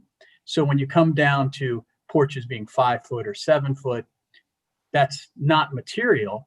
But if they become unusable, which was something you just got testimony on, that these would be usable porches and now they're not usable, that would be material. So you see what it's a case by case. To talk about the planning commission, it's really important to know that this would be like a normal project that the planning commission would deal with. The only reason that the commissioners are involved was to change the zoning, which now could happen once you vote on that. And now the planning commission has the same power it always does. Show me the concept, show me the preliminary. We're not happy with this, that, or the other thing. But it's going to have to fit within the confines of what was already approved. You can't go off in a different way, which is why the planning commission kind of already blessed the concept first. If that makes sense. So I hope that helps to give you something. That's really helpful. But to Carrie's point and to my point earlier, to my question, they've shown us four different types of homes, or was it 6 that all look very nice. But again, just very hypothetically speaking, if they came in with some block house that was like not attractive in our opinion, like where's our standing there? Like what can we do about that? So let me we'll just make it easy, black and white. They gave you some ideas that are pretty. I saw the sketches on the screen like you did, and they came in with something that's completely different, not just a little different, completely different. You would basically be able to say, as the planning commission, we're not approving these elevations for being built on this project because it is not consistent with the approvals that were granted in the community village zone. So that's black and white. Of course, everything in life is gray. So what is the middle part? But you have the ability to help those elevations. They can't come in with a cookie cutter elevation when they promise something different. And I don't think they're going to. They haven't done that. But you have tremendous amount of power to make this happen, to fill in the lines. Consider it like an old coloring drawing, right? You saw where the lines were. You can make different colors in the lines. You just can't go outside the lines. And Thank you. regarding the architecturals, which would be one of the biggest concerns because you already know the layout, I think Jay has hit that very well in that element because of what they sort of stated to you tonight as well. And that does give the Planning Commission jurisdiction and discretion there. Okay. So not to put one finer point, but Commissioner Brown said, earlier, what are we voting on? And so you're voting on granting the community overlay. That's what you're doing, but it is specifically linked to the project that's before you, meaning the drawing that you have in front of you and the testimony that was used to induce you to make that vote. So it's linked to that. It's just not a blanket. You now have community overlay. You have community overlay based on the, what do you want to call it, project diagram presentation. The sketch that was provided to you. Right. Okay, so is everybody else, how, I'm curious, the other commissioners, your comfort level with this? Anyone? If you want to know what I think about it, Martin, I have to tell you that we had a town issue that was unbelievably divisive a few years ago on this, with, in the end, less houses proposed. And now we have slightly more houses proposed.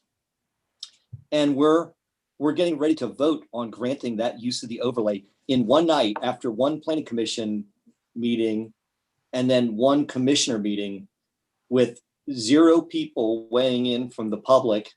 And also too, I guess you can, Jay or Seth can tell us, when does the time period for public comment end? Is it already ended, I guess? It used to be the Friday after the meeting. And we're gonna put that to a vote tonight after seeing this. I personally am fine with the plan. I just don't want it to come back later on that this was one of the most hugely divisive scenarios that took place over a period of 1.5 years. And now in the course of 2 meetings, we're going to be granting this overlay. Yeah, I'm in favor of it. I love it. The plan looks great. I agree with all that. I want to make sure. But why that not? We're getting all that input, and then Why don't we put the vote off for at least a meeting or two so we get a chance to hear more from the public? Well, this is Jeff. I remember the previous proposal, and honestly, I thought there were more homes proposed on the first go round, and now there are fewer, and of course they're smaller as well. And there's as I said before, there's more green space in the plan now. The second thought, I am surprised nobody showed up to speak. Yes, they like it, they don't like it, whatever, because I remember the very, very vocal meeting that we had in the town hall about the first proposal, and people were, they were up in arms about this and that. And now it's like crickets and silence, and that's just very surprising. I know the message was put in the Frederick Post, like Seth said, but I don't know, maybe nobody saw it. I don't know. Well, I applaud the hard work that has been done. And I'm not shortchanging this either. I applaud the hard work that has been done to get the buy-in from all the various communities that probably didn't get what they needed to be said in the first go round of this. Yeah. And I give Martin, I give you credit. I give the Planning Commission credit.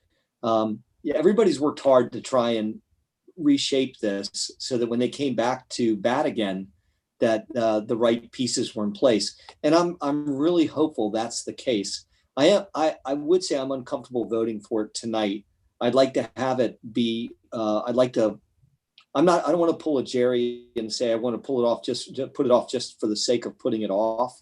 No. But I do want to make sure that we have the right amount of public comments so we get all the buy-in and people have a chance to absorb what they've seen tonight and have comments on it. And then we go on from there. We know that we're not voting for the final right now. We're just voting for the use of the zoning. But everybody here on this chat, this Zoom right now knows that we put the wheels in motion tonight. That could be exactly what we're getting in a number of years. And I want to make sure that everybody's got the right feedback level, all the people that haven't been heard.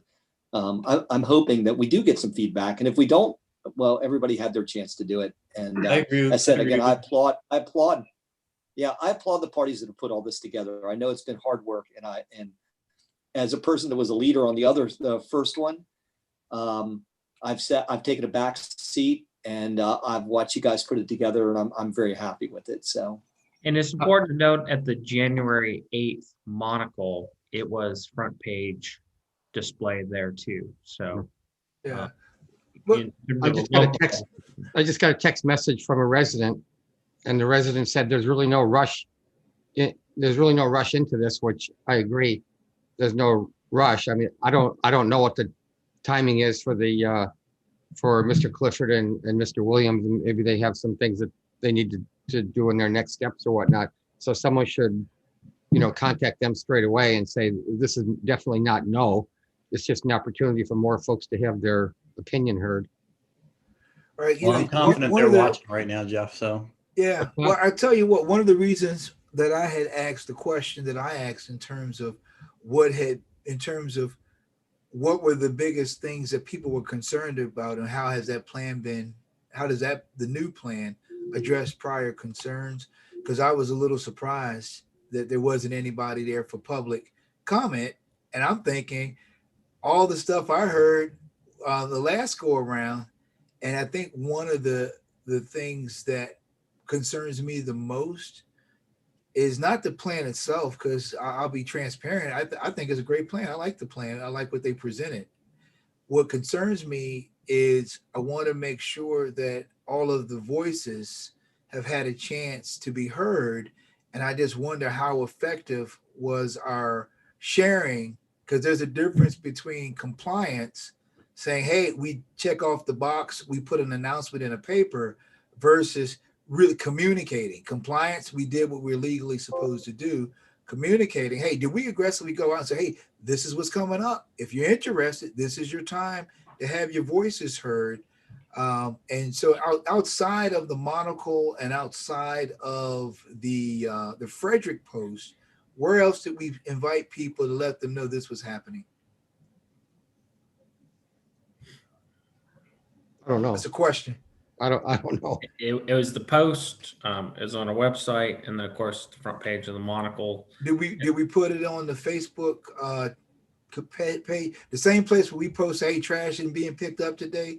Did we put that information out there? No, like just that? because, they did not post it on Facebook, I don't think. My understanding is that's not typical, so I didn't want to create something new, and I don't mind posting that there as well. One of the things I want to ask Jay, though, is would we leave the record open, for a little bit? How would we do that? Because, got to remember that if we're soliciting information, there's an expectation that this town commission might do something with it.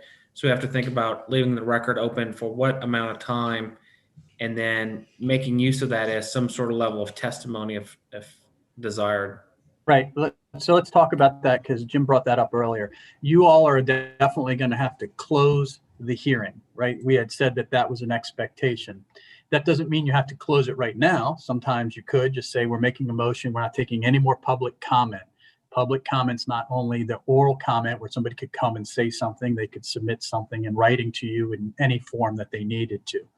Typically, when you don't have a lot of people interested and the issue is not a big issue, you said, well, we're closing the comments period right now, we're prepared to vote, meaning you have all the information you need that you feel you need to make an informed decision. So tonight, if you feel you don't have all the information you need, public comment would not be people coming to another meeting, unless that's what you're going to do, meaning you'd have another public hearing. Public comment would be people have an opportunity to express their concerns, questions, or anything like that in some type of a formal thing, not just to you privately via text message. It becomes actually part of the record. So you would say, and you'd pick a date. The record will stay open until, and whatever date you pick, and people have a right to write in whatever. When they get whatever they're going to submit, that would go to town hall. Town hall would make copies of all of that for you. And then at the meeting where you decide to talk about this again, those issues would be summarized. So everybody would know that this was what was said in public comment. That was what, not in detail, but summaries of that. And that way everybody understands that you have all the pieces of the puzzle in front of you before you start to put it together and make a decision. And so, Yeah. I just want to be very clear. What you said is very important is it has to come to town hall or else it doesn't Right. exist, essentially. Right. Yeah. We have a record. Yeah. When we talk about this, it is the official record. So this tonight's comments, everything that's part of the YouTube is part of the official record, part of all the plans, everything's part of the official record. People that want to make comments would need to make it part of the official record so it could be considered. And I talk about you all, but the applicants, they get to know what the comments were as well so that they can address them just as if somebody were here tonight. So given the fact that you meet almost every 2 weeks, and you know that if you're not comfortable making a vote tonight, that won't happen at least for 2 weeks, you probably want to keep the record open, not for 2 weeks, because we need time to process that and give it to you. So if you're planning on voting in 2 weeks, the record should stay open for 1 week. If you're planning on voting in a month, maybe you keep the record open for 2 weeks. You get it. So it sounds like a week is probably a little bit short. Maybe we should keep the record open for 2 weeks. Keep it open till a week from this Friday. And then we'll have the any comments that come in, we'll have a chance to consider them as they come in. We don't have to accumulate them and present them all at once. And then that's more than enough time for me to feel good about it for Monday. Yeah. And our Monday meeting. I mean, this is, you guys, and I know you guys know this is as big as it gets right now, right?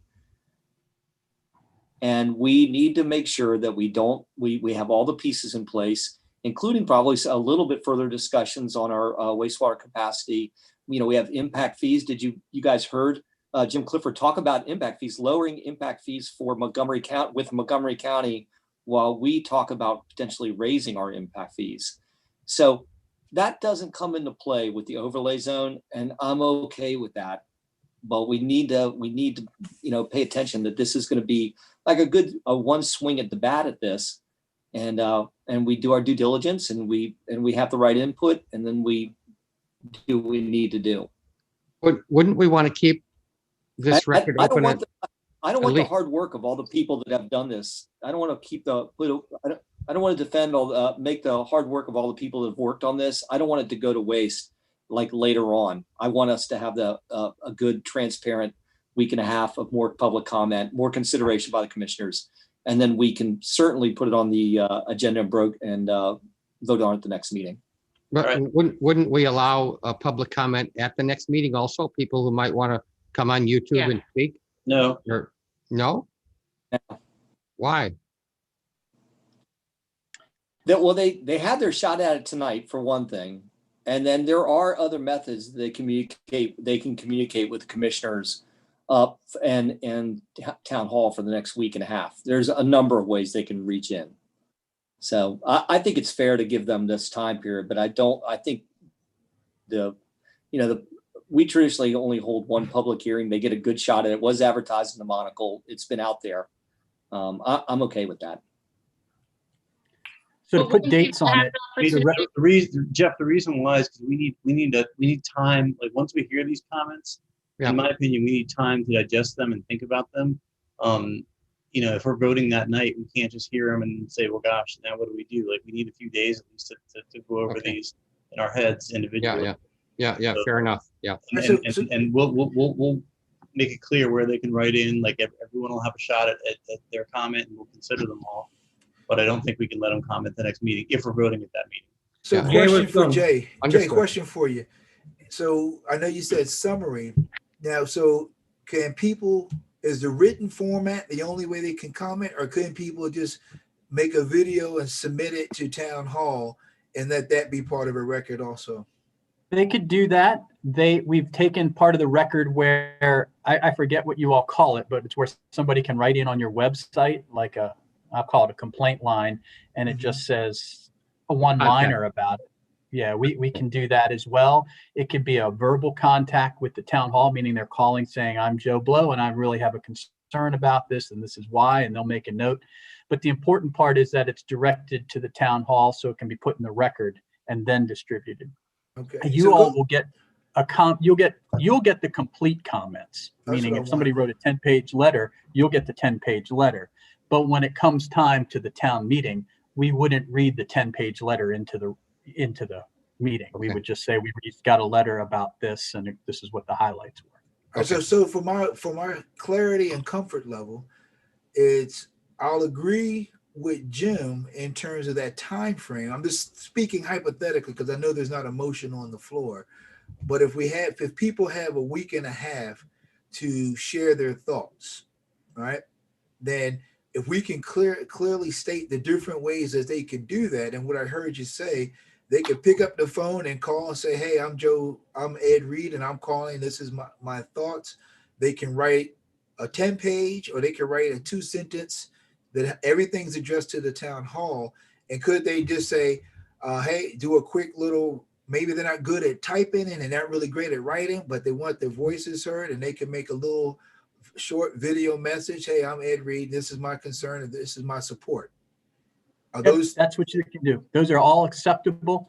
And the key is they have to identify themselves, right? Right. It doesn't work So- if it's anonymous. So they So just say, what's the So let's look at this I real don't- quick. So if we have those ways, what I would like to see is maybe, Seth, if you could just put down, these are the ways that people can communicate. This is what has to happen. Identify yourself, whatever the requirements are. Give the method, the different options to communicate what they got to say. And then with the understanding that the commissioners and the other party will be able to review those comments at the meeting. We'll do a summary of comments so everybody's clear, make it real clear. And then I like to just know how will that information, how will that be disseminated to our members of our town? And what is the deadline date? Well, let's put a few of these things together because Jay was going there. I mean, if you're talking about a week and a half, I'm seeing, if I got the same track, February 12th at noon, which is a Friday, for your February 15th meeting, so you can process that and take that in. And the format we would hear is written, video, and then the constituency submittal process on our website.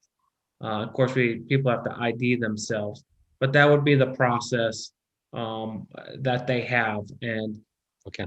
It's up to I'm not anticipating making any special message on anything. I guess people need to hear it tonight, or if you want me to, go ahead, Carrie. I'm just wondering if it might be a good idea to put out some information about the overlay zone itself. I just have a sinking suspicion that a lot of people don't understand what it is and what we're talking about.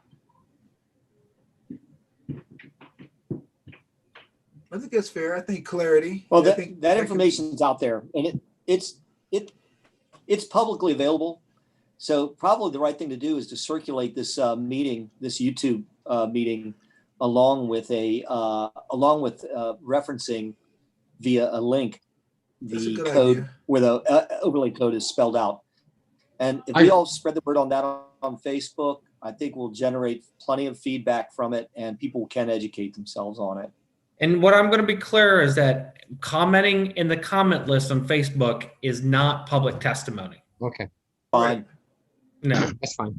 the commenting in the thread is not testimony. Yeah. If you put it out there, Seth, we can all share it if you create it. If you need my help with it, I'll I got to it. help you put it. Yeah. I read the Yeah. the definition of the overlay zone.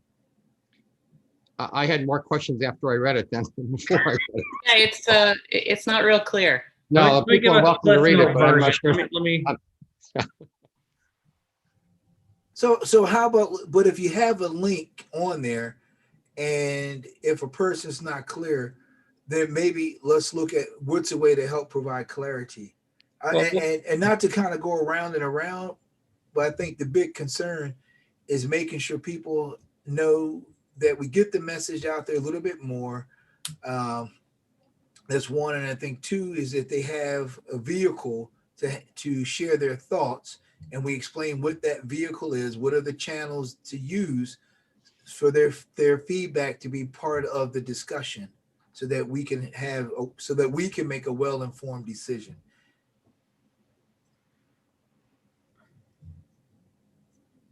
Well, Okey-dokey.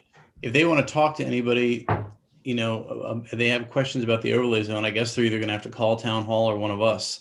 Well, and what I can do is, I think what you're really looking at, is you're not looking to explain how the overlay zone is technical to the town of Poolesville. You're not looking for a technical. What you're trying to do is give a layman's understanding of what an overlay is and what that means. Why was it created? I mean, it Yeah. was created for this project. Yeah, well, I mean, that's true. I don't want to dismiss No, that, but I also want to say it's good business Jeff, hang on a practice. second. Go ahead. It's definitely a project. It's created for all projects in the zone. Just have to be specific because that was a big sticking point on the last go round. I thought it was Sorry, created for that keep going. project. It doesn't matter, but I was under the impression it was created for that project, and that guy David helped write it. Maybe was it born out of that project, but then you applicable to any other project within the zone? Yes, correct. But I wouldn't even say born out of the project. It was it was created more to provide flexibility in our entire downtown zone so that we could create the right, whatever the town decided was the right density for those areas. All right. So with that being said, So maybe come it's up not with just that. We could, you guys, Mhm. Go ahead, Jim. you guys, sorry to you interrupt. froze up. You could, this group could be applying a zone to the, you could You're breaking up, be Jim. applying overlay second property, you guys, and just, it could be, You're breaking up. sorry, can you hear me now? Try it again, Jim. From the Yeah, say it I again. was going to say, yeah, the overlay zone could be applied to the Donegan property as early as, couple years from now. So it's not just for this property. It's for however the town decides they want to apply it in our downtown, growth district, commercial zone. So, And in general, sorry if I'm breaking up. no, and in general, from a very practical administrative side, these are good toolboxes to have in your zoning ordinance because, first of all, they become more popular in the last 20 years. There's a recognition that zoning can be somewhat rigid. You've got single family over here. You've got, in your traditional town, your business sector over here, and you have your restaurants over here, and you can never get to any three of those on foot, right? So you want to mix those. And you also want to create creativity because we just ended up with box after box after box. Right. And regardless of the mechanism to some extent of how how Poolesville came about this, the point is nonetheless you have this product that is available anywhere in the commercial district, the village downtown area. That provides that flexibility, and I think the public is more interested in what that overlay means as a functional piece of, what is an overlay, whether you're in Poolesville or Rockville or anywhere else. What does that provide to the applicant, and what's the benefit to the community that's allowed to have it? Okay, so we all good with the plan then, that we accept comments until that Friday at noon, and then we unless something comes up, we vote on it at that following meeting. Yes. And that meeting is not the 15th, as you recall from your schedule. That meeting is the 16th. 16th, right? Because it's a holiday. That's correct. Thank you very So much. that's clear when we President's laid Day. that out. I also just wanted to clarify, we're not suggesting that we're deleting public comment from the agenda, right? No, we wouldn't be deleting public Okay. comment from the agenda. Okay. I'm I mean, just saying. people could still come on and speak to this subject. Well, I don't know. Could they? I don't. It doesn't sound like they could. Well, let's be careful about that, and I'll let Jay jump in here because we always have public Couldn't they? comment. Yeah, why couldn't they? They have public So they could come at that meeting and public comment, and they could say whatever they want on public comment, because it's going to be an agenda item on the meeting that says, approval of overlays out, something like that. However, they run the risk that their comments will not be really taken because you've just heard them 2 minutes before and past you're the already gate. made up Yeah. your mind and processed everything. So yeah, that's kind of like the 11th hour. It might not work, but they certainly could. It will not be part of the file record because the hearing file is over. Okay. Meaning that if there was ever any litigation on this matter and everybody ever had to tile what the record was, those comments would not be part of it. Okay, great. Okay. Thank you. And then Seth, so just for my own clarity, you'll have a link to what describes the overlay and maybe a couple of lines in layman's terms so people can get an overview of what a overlay is, but then the link that gives you a little bit more detail for those who want to take a deeper dive in the definition. Yeah, and what I see is exactly what you said. So in that Facebook post, there'll be a link to this meeting, a link to kind of just a general layman's term of what an overlay zone is. I can provide a link to our overlay section of our town website, and then how you submit comment on there, and the date that is due, which would be February 12th at noon. So that's what I sort of see as the Facebook post. Okay, yeah, I think a warm, welcoming, opportunity for people to share their thoughts, and we able to push it out, because I don't think everybody. I don't read the Frederick Post, and if I wasn't on the commission, I might not have known. And if I didn't pick up the monocle and look, or I probably would have looked at the thing with the ferry, and my attention might have been focused on the ferry versus on an announcement. So it's easy to miss. All right, looks like we have a path forward. So do we need to make a motion to do that, or can we just move forward? Sounds like I would feel comfortable that we'd have a motion that at least makes consensus that the record is going to stay open till the date of the 12th at noon. All right, I motion that the record stay open to the date of the to the 12th at noon. I second that. all in favor? Aye. Aye. Any opposed? Okay, great. Motion carries. Very good. Is someone going to tell the Mr. Willard that, I will communicate with him. yeah, what certainly isn't no, it's just we need to have public comment. Yep. And I'm sure they're still listening, but yes, I will communicate with them. Okay, well, thank you. Great, thank you. All right, so now we are on to our commissioner announcements reports. I just wanted to announce two things. One, there was a meeting going on tonight that I just got a text that it's actually ended already. It was the transportation committee that's part of the Up County Advisory Board. We're meeting tonight and hearing a presentation update about the ferry. So it's unfortunate it was the same time during our meeting, but hopefully we can get some feedback from that or watch the recording.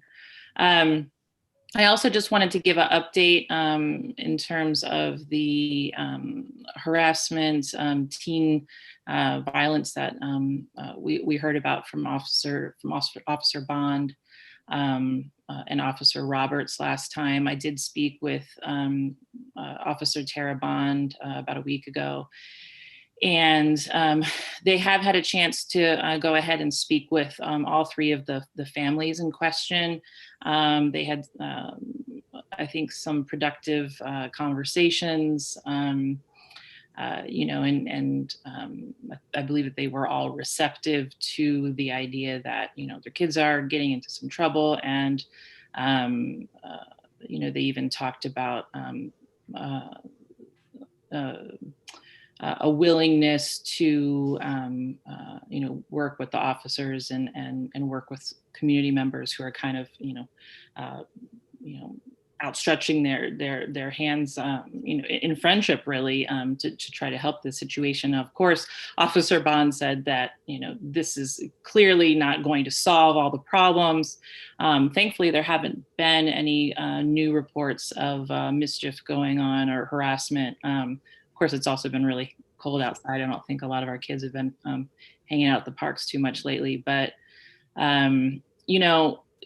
she did say that, of course, this isn't going to solve the issues, but it certainly is a step in the right direction because there is now an awareness. The families understand that the officers are aware. They know that community members are aware. Certainly all of the parents involved are aware. They know that we're talking about it here on the commissioner level. So all of that is a good thing. But I just wanted to pass that conversation on to you all as well. And that's all I have for tonight. Martin, I'll move over to you. Thanks for following up on that, Carrie. That's good. Yeah, of course. And do you have anything to share with us tonight, Martin? We as I mentioned last time, the planning commission meeting for January was canceled. There's nothing on the agenda. So I will have more for you at our next meeting. Yeah. Okay, great. And Ed, what have you got for this evening? Sure. I went to my first Sustainable Poolsville committee meeting, and I enjoyed the being able to sit there and expand my learning. So there's a few things that's going on. First thing we really looked at was the Montgomery County Climate Action Plan. That's up for review, and for anyone that's interested in that, they could simply go over to Montgomery County Climate Action Plan. Just Google that, and what will happen is there's a plan that's there, it's open for comments. And so it has to be submitted by February 28th, so by the end of the month. And what's really nice about it, you can actually do what's called you can go through what's called a virtual information room.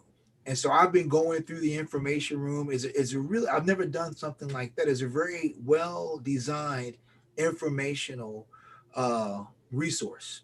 And then there also will be meetings set up throughout the rest of this month. So they have community climate sessions that's taking place. Poolsville Green had hosted one not too long ago, but there are others that will be taking place. And they're asking the public just to take the survey. It takes about 5 minutes to do the survey. And that was one of the things we covered. Another piece we covered, it was called, we talked about Poolsville carbon footprint. And so they shared that there is an offer from Sustainable Maryland to do a study on our footprint. And so I made a note to myself, for Seth, if you could maybe look into that piece, just if there's any updates on our current status with the Sustainable Maryland piece. And then another issue that we talked about was just really looking at having a well-defined information on Poolsville recycling. And so they can give more information on that piece. Two more pieces. It's, as you all know, there's going to be a Sustainable Poolsville Award. That information's being pushed out. And second to last question was asked, what are the channels that the Sustainable Poolsville can use to share information? And so you don't have to answer that right now, but maybe when we come back, just really look at, as that committee, are there any channels that the town has that this committee can use to just share information, whether it's PSAs, but how can they share information? And I see that we have posted the opening for the committee. And so I believe I saw it somewhere. So just double check to make sure that that's an announcement is out, that we have a seat that's open on our, and make sure that's on the town page. And the last piece was that the group, the Sustainable Poolsville group, would also like to be able to have some input on the master plan review. And that's it for me. Okay, great. Thank you. And Jim.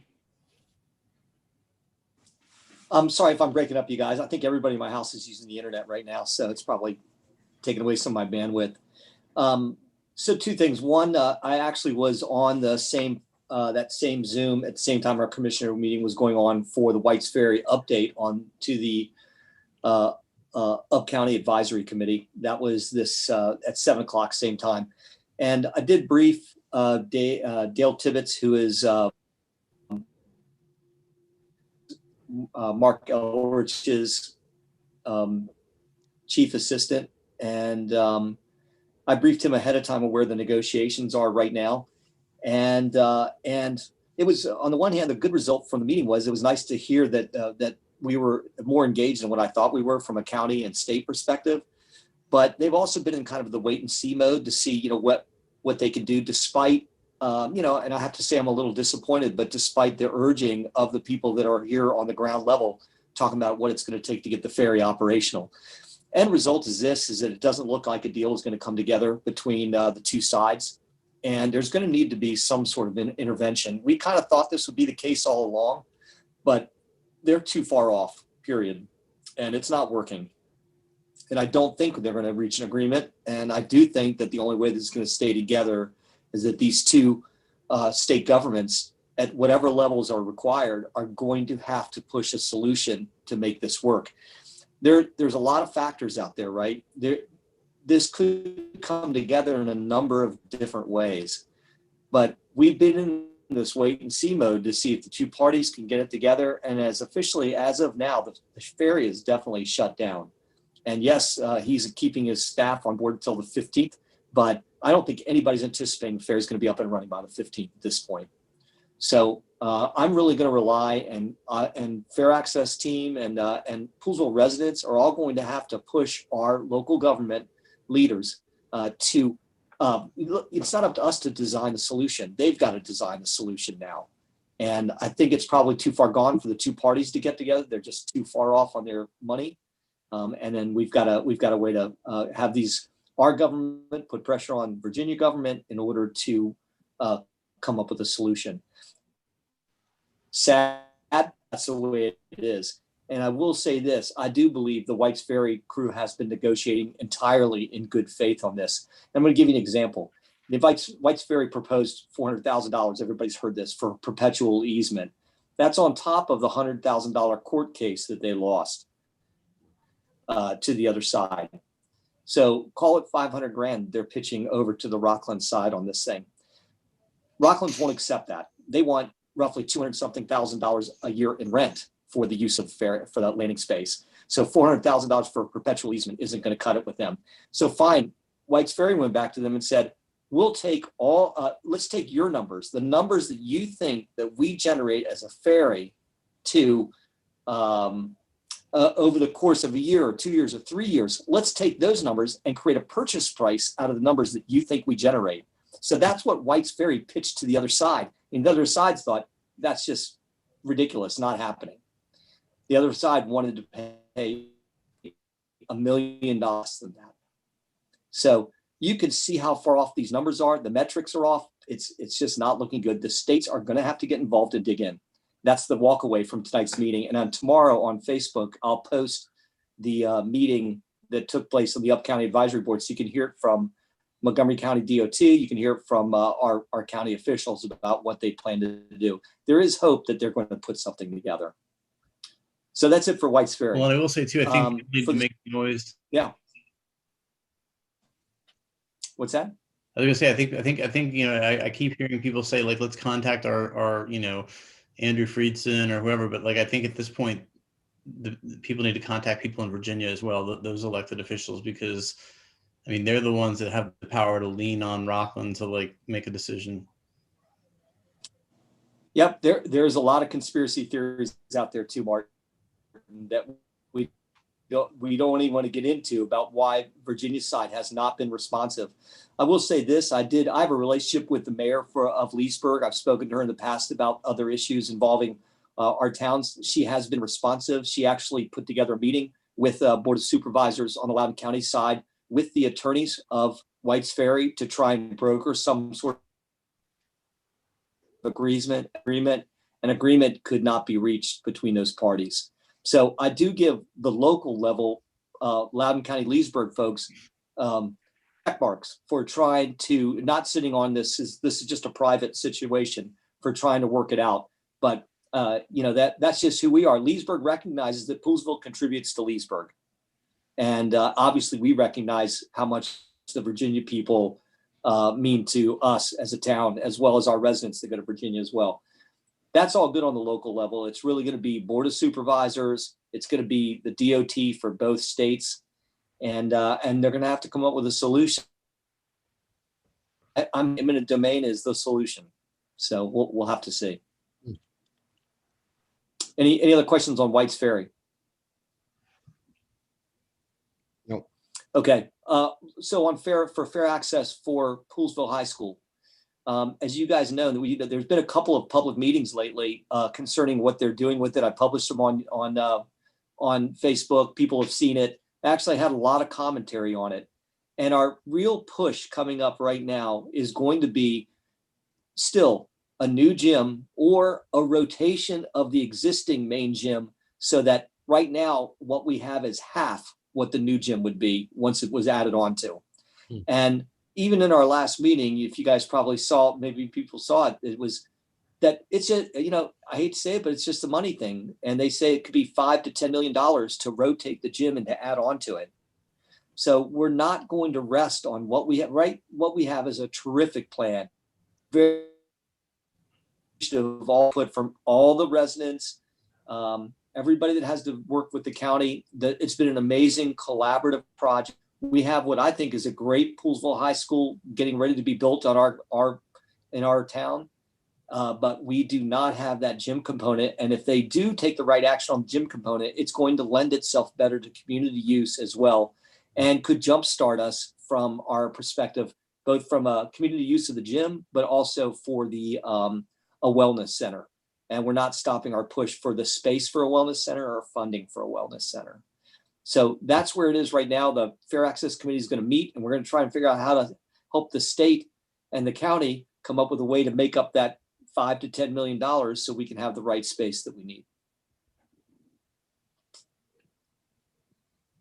Anything else there?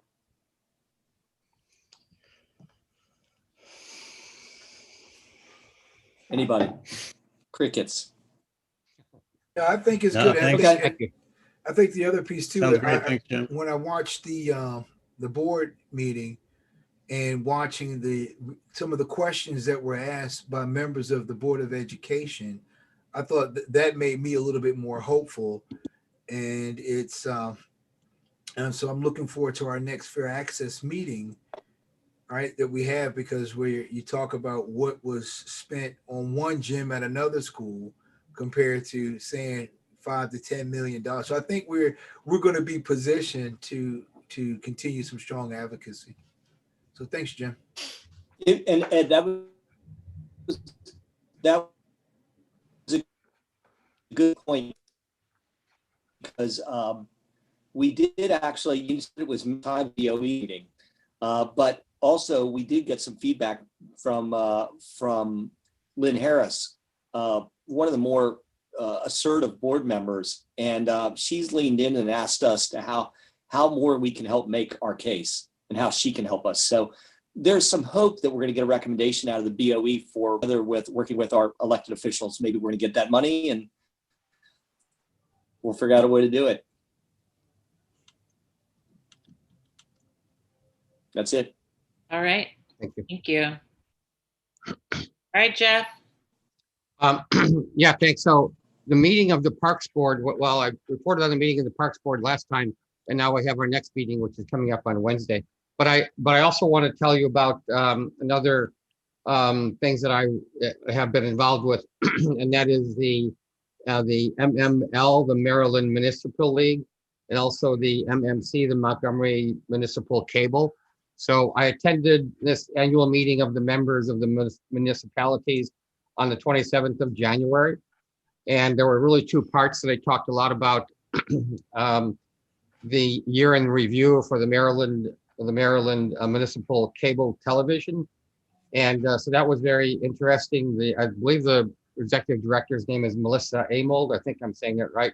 She did a very good presentation on all the various activities that the MMC did during 2020, even with all the COVID that took place.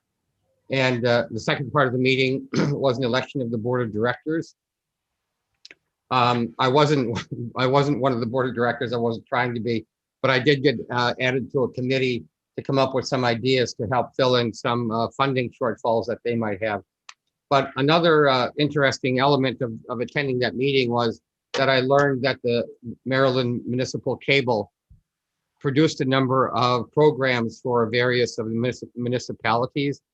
And Poolsville wasn't on that list, right? So I came up with a little bit of a list, and I kind of ran it by Melissa Amold from the MMC. You know, we possibly we could have, I don't, you know, nothing more than just some ideas at the moment, but the Poolsville Historic District, we could perhaps put together a program on the canal towns, on the impact of White's Ferry, at least the historic element of White's Ferry. Certainly also to promote the businesses and the restaurants in Poolsville, and then also sustainable Poolsville, like Ed was talking about a little bit before. So I'm still going to follow up on that a little bit more to find out if these things are even possibilities, and then we can talk about them.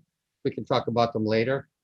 Another element was canal towns, and I went on one of the walking tours here in Poolsville, and it was very interesting in terms of Civil War activities that took place in this immediate vicinity. And while I was on that walking tour, the gentleman who was guiding the tour asked me why Poolsville didn't participate in the Canal Towns meeting, and I remember Martin had sent me an email with someone to contact. I contacted that person, but I never heard anything back.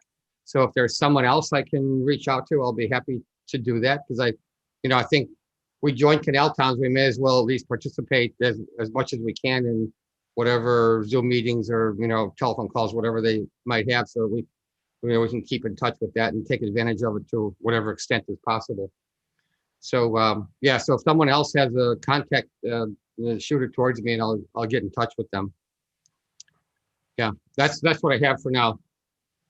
Can you think of someone else that he could contact, Martin?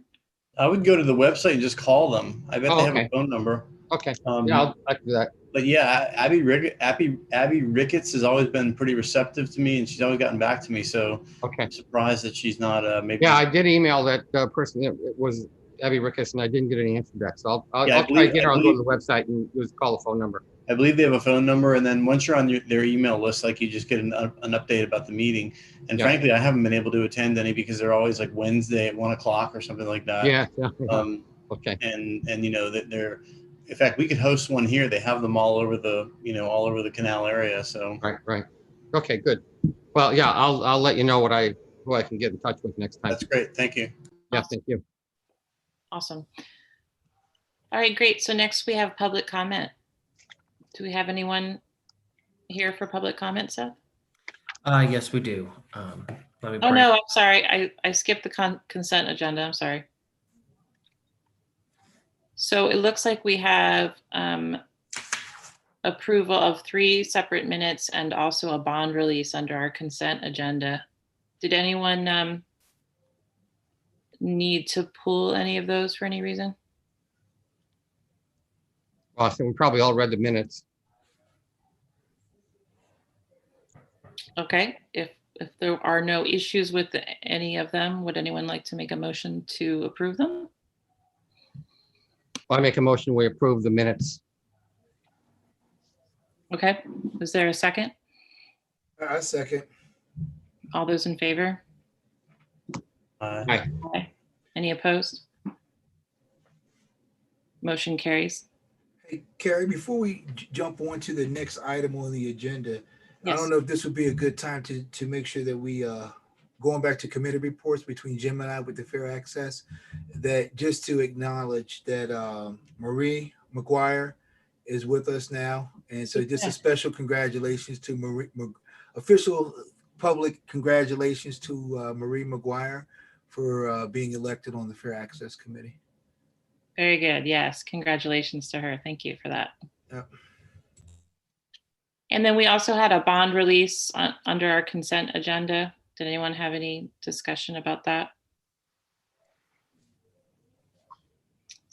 If not, would anyone like to make a motion to approve the bond release for Wooten Woods subdivision?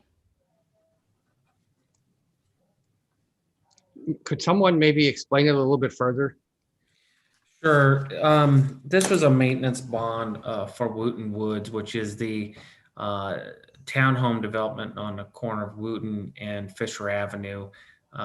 We have maintenance bonds for particular things. The life expectancy of that duration of time has held up, and so we released the bond after that certain amount of time. And John Strong, as you can see in his recommendation, has recommended that bond be returned back to the applicant. Oh, those are the residences that were built near the elementary school? Yes, that's correct. The townhomes. Okay, yeah, thank you.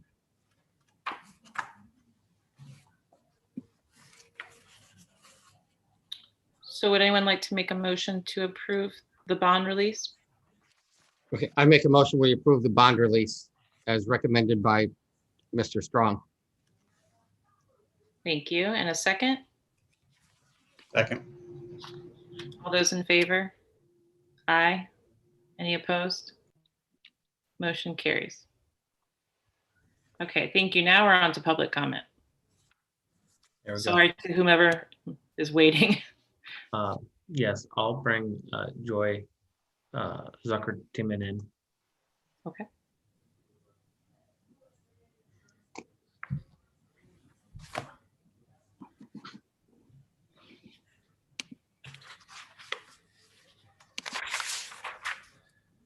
Hi, Joy. Good evening, everyone. Hi, good Hello. evening. Hey, hello there.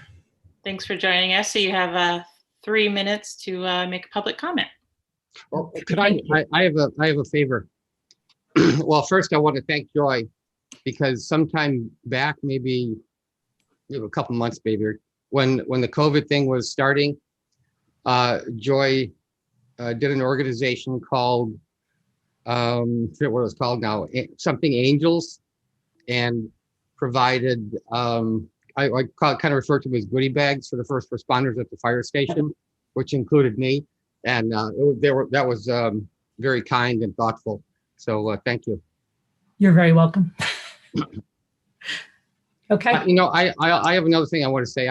I think Joy has a lot of energy, and I'd like to make sure she has more than 3 minutes. I don't know how long you need. Maybe it's 2 minutes. Maybe it's 2 minutes. I don't know. I appreciate that, Jeff. I'm known to talk fast, and I will do my best to make sure that I stay within the time. Okay. I am Joy Zucker-Timmon. I'm a 16-year resident here in Poolesville, and I have some concern I'd like to bring to your attention. I'd like to begin with knowing the outcomes of the independent investigation this past fall into the misconduct of town manager Seth Rivard. Other than the articles published in the Monocle, there needs to be disclosure of what performance improvement plan or any measurables instituted so that we can track his progress. Commissioners, I'd like to know if you've had an opportunity to let town employees privately and confidentially discuss their work environment climate. Can you also explain why Mr. Rivard's 6-month performance review last June was never conducted?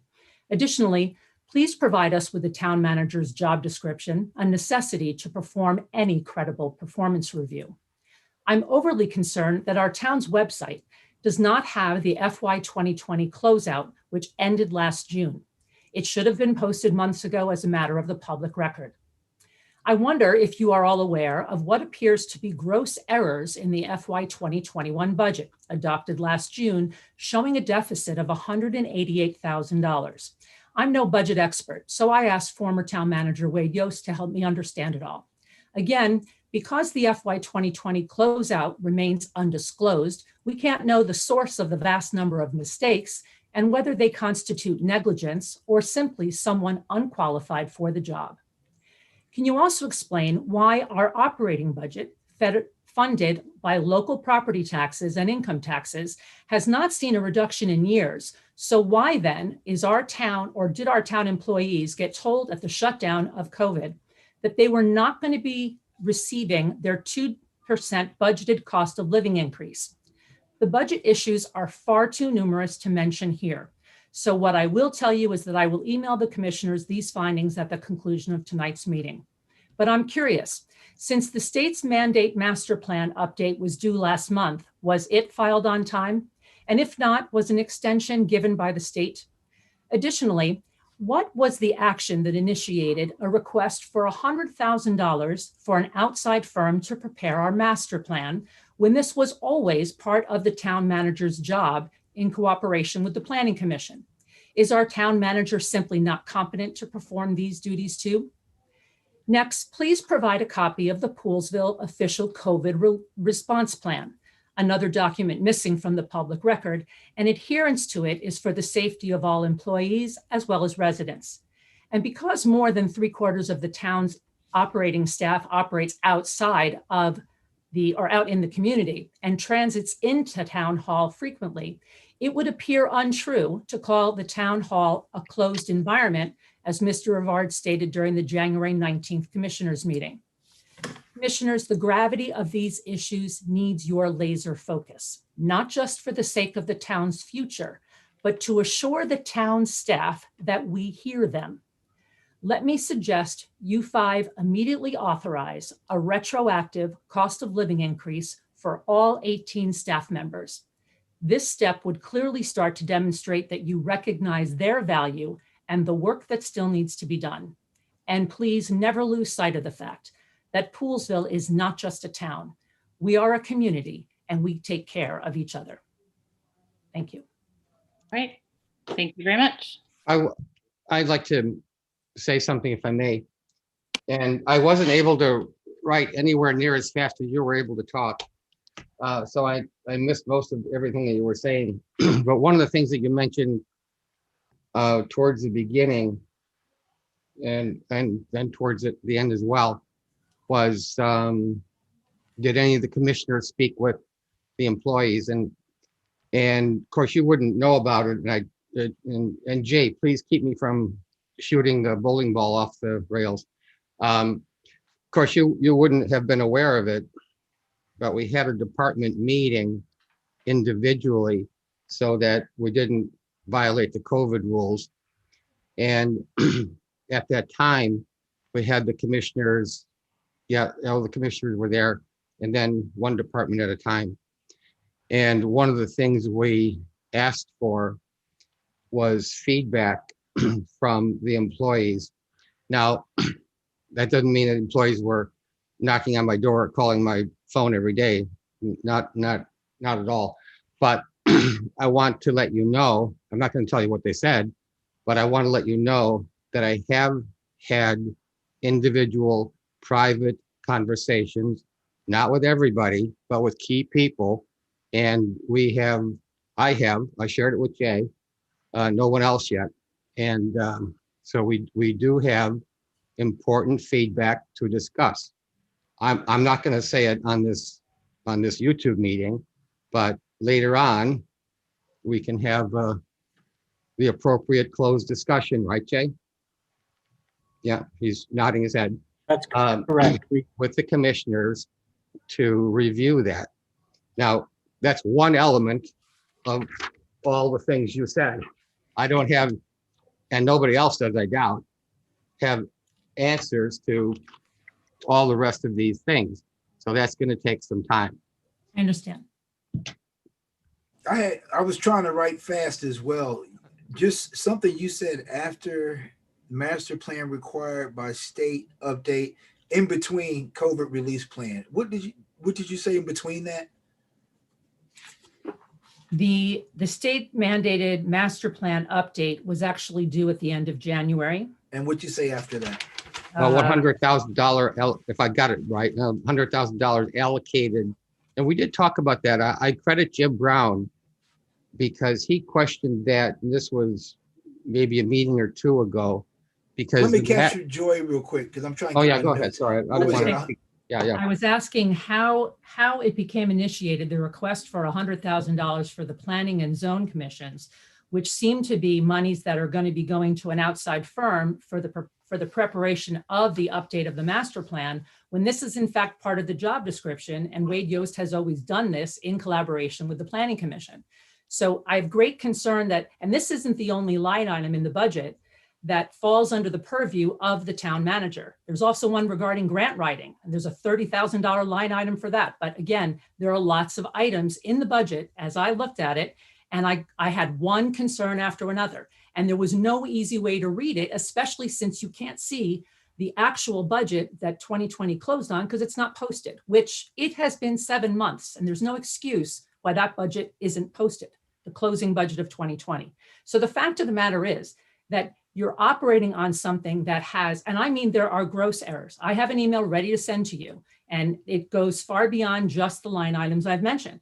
But if you're not aware that these mistakes are there, you're operating on a budget that's not appropriate. It's not correct. And when I hear from town employees that the day the shutdown was announced, the COVID was announced, that one of the immediate comments was, you're not getting your cost of living increase. My question is, how in the world are those two tied together? They're not. And the cost of living increase, mind you, you're talking at most or on average 2%. And you're gonna hold that back from 18 employees who, by the way, are gentlemen who worked straight through the night shoveling the roads, or who are out there handling the water main breaks, don't get overtime. Some of them don't even live in town. They have no place to sleep when they're sitting here for hours on end. There are things that desperately that $30,000 or that $100,000 should be going to in this town. And if we have a problem with why the person currently sitting in the job formerly handled by Wade can't do the things that he did, my question is, what's going on? And I respect the fact that Wade has been available to answer my questions. I wonder if Mr. Rivard has asked any of him. Joy, thank you very much for your comments. I can assure you that we take all of these things very seriously. And I'm sorry, but we have given you quite a lot of time, and we do appreciate your comments, but it's just not fair to other folks who come on and make public comment to really kind of keep on going. Can I say one thing? Jeff's request. Yeah, and I want to say something after Mark. Do you mind sending a list of your questions to one of us so that we can address them all? Because you threw a lot at us, and you deserve answers. So, but maybe to all of us. Absolutely. Yeah. Thank you. But I want to say something after Martin goes, before Joy hangs up, and that is it is. I think your bottom line there. Well, you had several bottom lines, but it's very important that the town commissioners advocate on behalf of the town staff. That is a very important part of our job. And I don't think we have been doing that job very well. And that is going to change. And Jeff, I would tell you that if you compare numbers, our town staff are the most underpaid of all the municipalities of equal size. And it is a gross disparity. We will lose good people. Again, Joy, treat them properly and pay them properly. Thank you. Thank you. That ends the public comment. Thank you. Thank you, Joy. Thank you. Thank you. Is there someone else? That is it. Okay. Well, that was a very important public comment. What are we going to do about it? I think we need to go back and I wrote down a lot of things real fast. I think we have to go back and look at each one. I think you got to do it one by one. And then it's also look at some direction from Jay. Like, I'm not going to talk about personnel issues in a public forum because I'm not going to do that. That stuff has to stay confidential. No, I agree, but I want, Jay, what's the right thing to do here? Because like I said on just a few minutes ago, so I have some feedback that I want to share. It's important. I'm not going to do it right now on the YouTube. Right now, but what would be the appropriate next step to do that, Jay?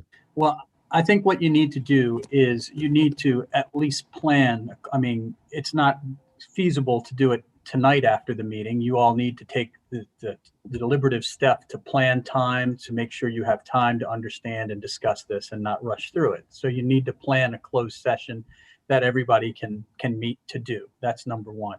Right. Lay on top of that, you all realize the contract with the town manager requires you to do a yearly evaluation. We talked about this 60 days ago, and that yearly evaluation has to be completed by the end of February. So you're going to need time to do that evaluation. And if this plays into that, you're going to need more than just a night or an hour, if you understand what I'm saying, because we have to complete that by the end of February. You also know that there is the EIP that was issued, and that had a 60-day timeline, which would put that at February 12th, I believe, somewhere around that was the memo that I sent out before. So while I'm not trying to make this all about the schedule, you realize that all of these issues are coalescing and you have about 3 weeks to deal with everything. And the sooner the better, because they may lead to other questions and other issues that you have to look into. So the long answer was that. The short answer is you need to set a time where you can have a closed session where we can meet together via Zoom and discuss whatever needs to be discussed. Okay. Do we do that now? If it's up to you guys, you can pick a date and say what works. That's fine. Or you can email it to each other later, or however you would prefer. Jeff, you can make a motion if you want to suggest something, or we can. Yes, okay, so I make a motion that we, Jay, is this correct? I make a motion that we have a closed session to discuss my feedback, right? Is that it? Jay? I think in general terms, that's okay, but we need more specifics about the when, and then we would do the normal. Okay. We would do the normal closed session. So what I'm taking this as is you're getting a poll of your group of you'd like to meet in closed session to talk about this. Are you guys okay to do that at some point in time? Yes, that's what I want to say. Yeah. Well, what specifically are we going to be talking about? Yeah, that's my question too. Well, I'm not going to say it on this meeting. Well, is it a gonna say- personnel issue, or are we talking about personnel? And I mean, it has to be personnel if it's closed session. Jeff, are you referring to another email that was sent? No, I'm just referring to individual conversations I had with town staff. So it sounds like he's saying a closed session to discuss personnel issues that we couldn't have in an open session. Is that what you're saying, Jeff? Yes. Yeah, that's what I was taking it as. Yeah, thanks, Ed. Yes. Uh-huh. Yeah. But don't we have as part of the protocol that we created, don't we have something in place in order to review the progress and the direction of the commissioners and on this personnel issue? Don't we have that already as part of our plan that we put together? No. I can give you it was the 12th was everything should have been completed. I've been out of the loop as far as the details of what the plan was and how it's moving towards to completion, but the 12th was the end of that time period. So 11 days from now. 12th of February. February. Right. So I think we just need to set that meeting up for post the end of that period and have our review at that point in time to see how the plan came together. And I think potentially the feedback that we've even got tonight from our resident could contribute to that. But at the same time, this really sounds to me like stick with the plan. No, it isn't. I want to share what I learned from the people before we finish the 12th.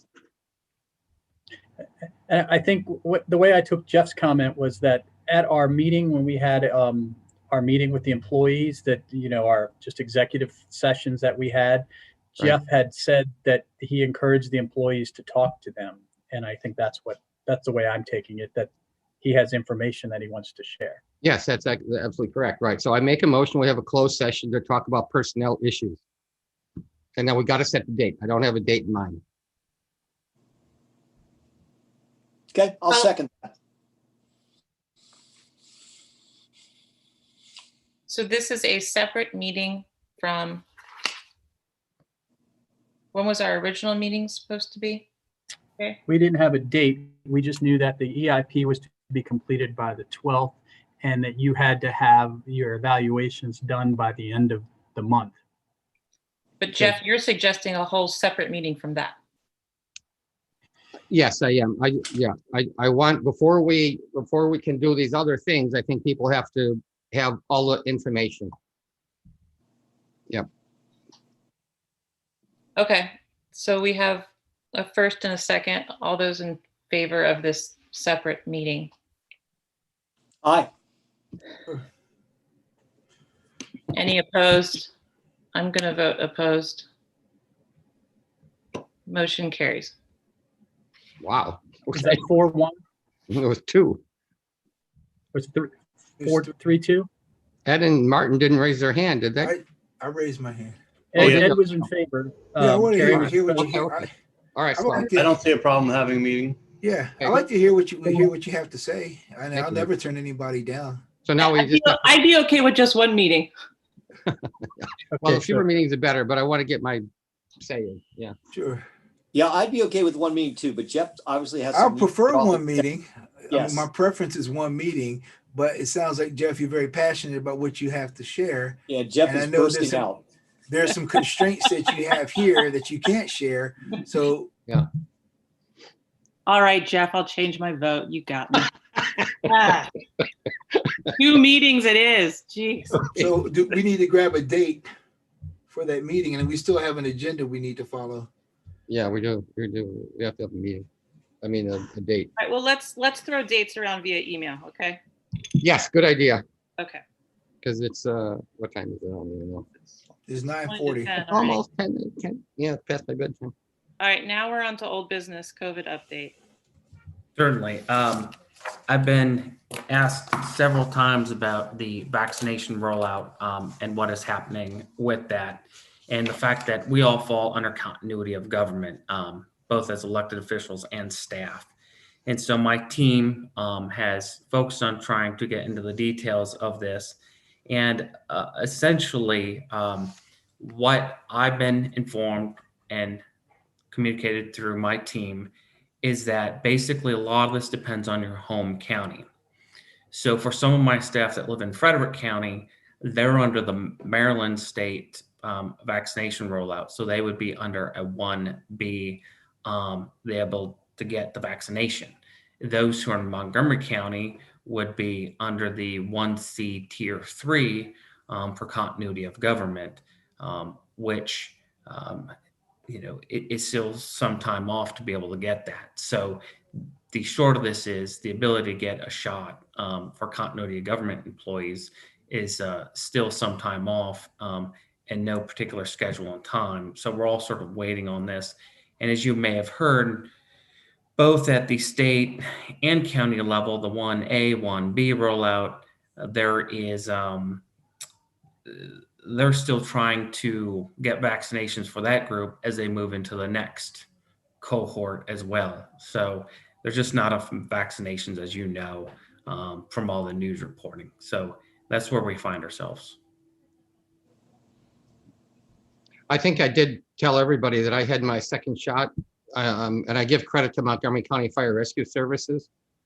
And they have been organizing and sending out emails with the dates and the times and how to pre-register and all that. So anyway, I don't want to mess up Seth's report, but just to give some credit to those guys. Yeah. Yeah, that's great. I think the rest of us might be waiting till September, but You could just get COVID out of the way like I did. Oh my. No problem. No. I'll just take you to Vegas with me, and we'll play with your money. And I'll just Don't be do your that. bodyguard. Yeah, no, not yeah, right. Okay, I could use that.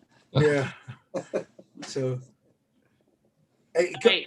hey, can I ask a COVID question then, Seth? Just in terms of Yes. and you might have already answered this, but I was just thinking too, going back to just I was reading an article the other day that just talked about that second strand of COVID is more contagious, and so I just think about just being prepared for our COVID plans in town. Certainly. We discussed that this past Monday morning at our regular team meeting on Monday morning about what we can do and may have to do in the event that this becomes an issue where this next virus comes through. I shouldn't say the next virus, same virus, different variant. And so very conscientiously keeping an eye on this issue. And we actually discussed this Monday. And one of the changes we would make, as always, you kind of look at what worked, what didn't work or what can be better is last time we went on a rotational of kind of 2 days on, 2 days off, with the crew. I think we'd rather go to a weekly cycle so that there's a break a little bit between the staff and that there's a little bit more time of separation between operations to ensure some amount of safety. And so we've ordered some more PPE that's been a little low, and that's where we're at this time. So, do you have enough PPE for like the employees? Yes. I mean, we even ordered extra, and we talked about this on Wednesday. And so there's enough supplies around. One department head said he had run out, but said, we've got some at town hall, there's some at the public works, we have some available. So the ability to get it and the willingness to get it has always been there, and we've kept the supply up. We've got spare gloves, we've got spare mask as well. So that's where we're at. Okay. And then in terms of folks that come into town hall is still closed to the public, right? Town hall is closed to the public. We may get to the point where, those who are in the field may have to start wearing masks to come into town hall as well. They don't do that now. It's a mix. Yeah. Just my recommendation. It probably because to I think maybe so. folks coming into town hall, because you got your office crew that's working there, That's right.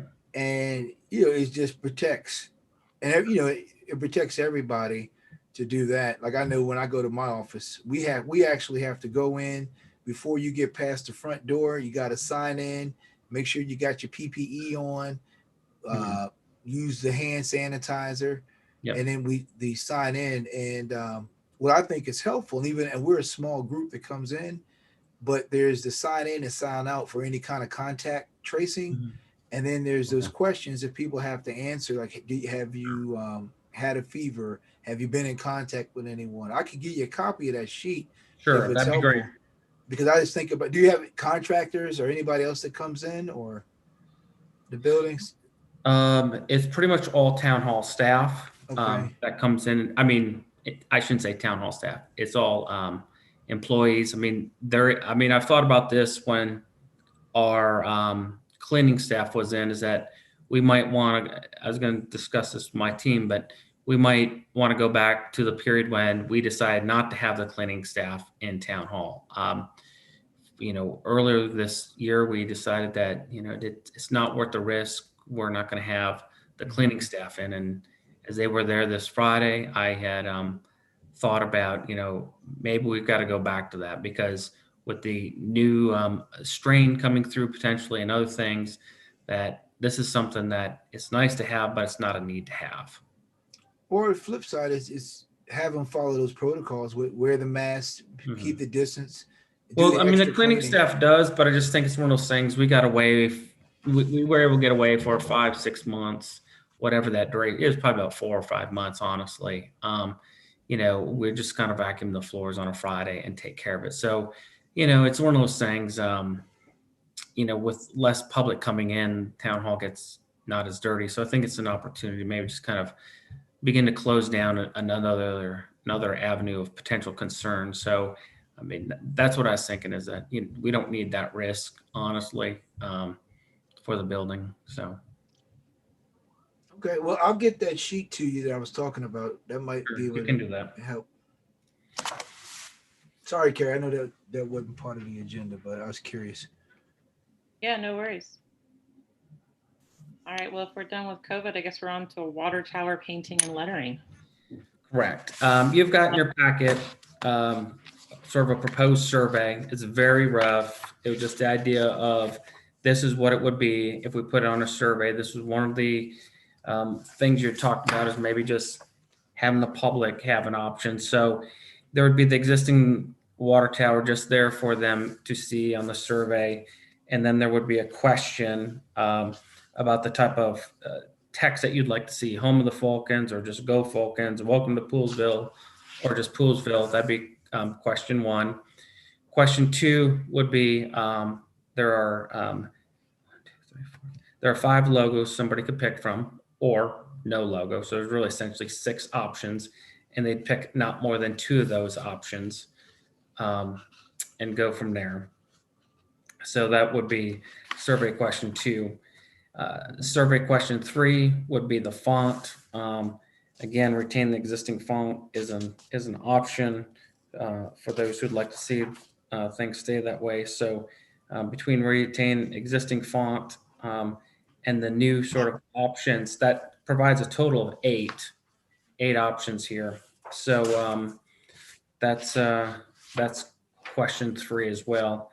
I think it should be just an executive decision by the town commission, maybe to pick, either retain with the existing color, or there's this Toledo blue that's just kind of a standard background color that I will presume, because they're both kind of standard colors, that it is probably cost effective as well. So, I mean, I didn't really get into an option for color because I think, it's going to be more or less a white or, this blue in here, because those are just pretty common. So I think the other things are more functional. Yeah, I wasn't anticipating that we were looking much at changing the actual color of the paint. I don't know. I guess I have two conflicting feelings about this. One, leave the lettering kind of as it is, and really not throw a wrench in the plan at all.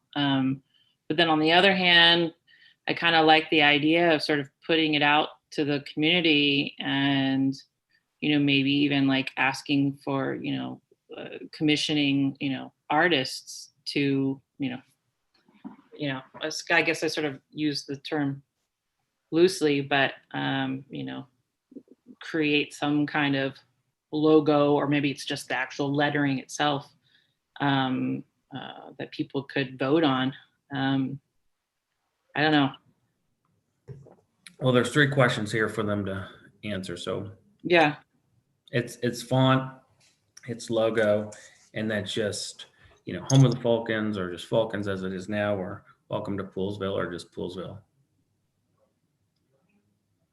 Well, and we could let the artists, come up with that, maybe,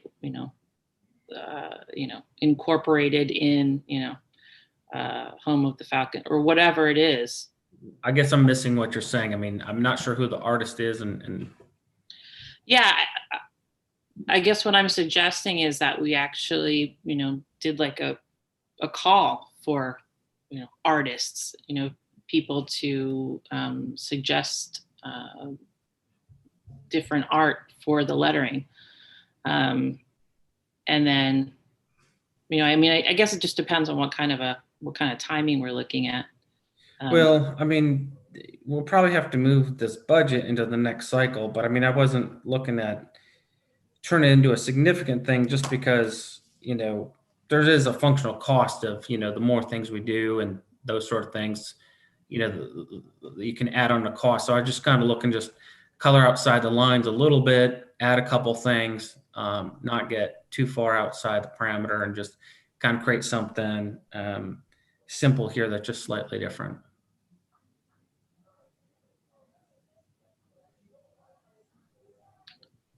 All right. Well, I don't know. I'm just looking in the direction for the survey, or any changes or anything, but I'm not sure what the rest of the commission feels or thinks. anybody else have any feelings one way or the other on the lettering or the paint color? I guess it sounds like. I'm open. The only thing I was looking at is with the logo, and I was just thinking about that third option, that P, was just make sure that it's not a conflict with Purdue's logo, because I think we get in a lot of trouble. We put that third one, that P, up there, because I remember something in the back of my head. Yeah, didn't we already get in trouble a little bit with that? I think there's been some conversation about that. It might have been, I can't remember. But Jim, do you remember with that P? It looks like the Purdue P. We've never gotten like a cease and desist or anything like that. We've never had one of those. Okay. So, my only comments on this, on the logo, guys, is if we decide to put a logo up there, you got to keep it really, really simple. And like that first P that has the Falcon inside it, too complicated. We just have to be really, the bottom one, number 5, too complicated. The P probably belongs to Purdue. This would be enough to probably get us going on that. We just have to be careful with that. That's all. Too complicated will not translate up on that water tower. I'm thinking that bottom one is probably maybe a little complicated. That being said, I like good block. You like what, Jim? Yeah, it is. He likes good block lettering. I just think probably block letters, maybe that Falcon logo. Yeah. I agree, because if the logo starts to chip away, Like I over like time. I like the Toledo one, but we'd probably wrap. What's that?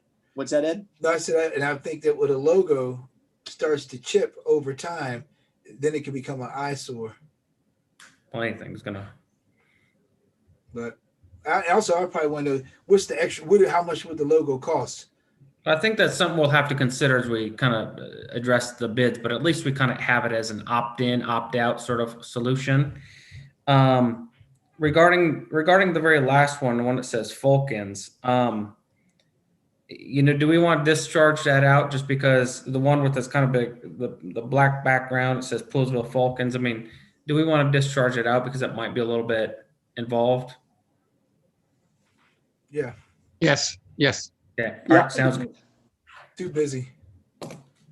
You got probably the only one that can work out of that whole group is the falcon with the wings spread on it, and that's it.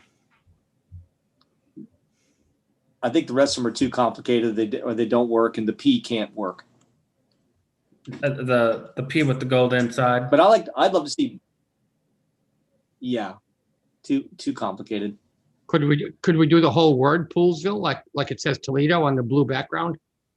That I think would look nice. Yeah. And very, very clear block letters, not anything scripty or fancy. So they can see it from Leesburg, from the ferry. The Turning Point logos, though, Jim. Sorry. Former home of White's Ferry. So I guess what I'm going to do on the logos here, just to clarify, I'm going to get rid of basically the P with the gold on the inside because there's some concerns about what that could be in terms of trademark potentially, and then the very bottom one because that might be a little elaborate. Yeah. I'm concerned about cost. Yeah, that's my concern is the cost.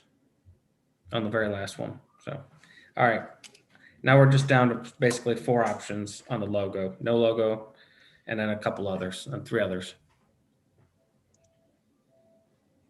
Seth, just check out that Purdue logo and just make sure it's not too similar.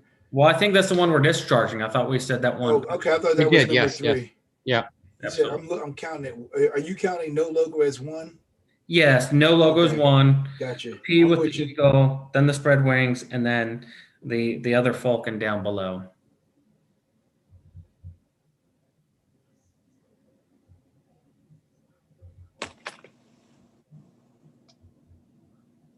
Okay. So do you need something from us on this to move forward? I just think as a general consensus, I got where you want to go, and we can put together a survey on this.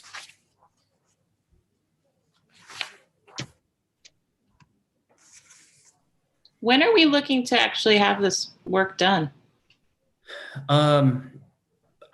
Well, first of all, I just want to make sure that, and it looks like this at this point, that our revenues are tracking comfortable on this, and we can, maintain this in the budget, and that there's not a drop off. I mean, I continue to stay in contact with Bobby, of course, and we've talked about this, and revenues are staying stable, both in the big 2 areas that we have.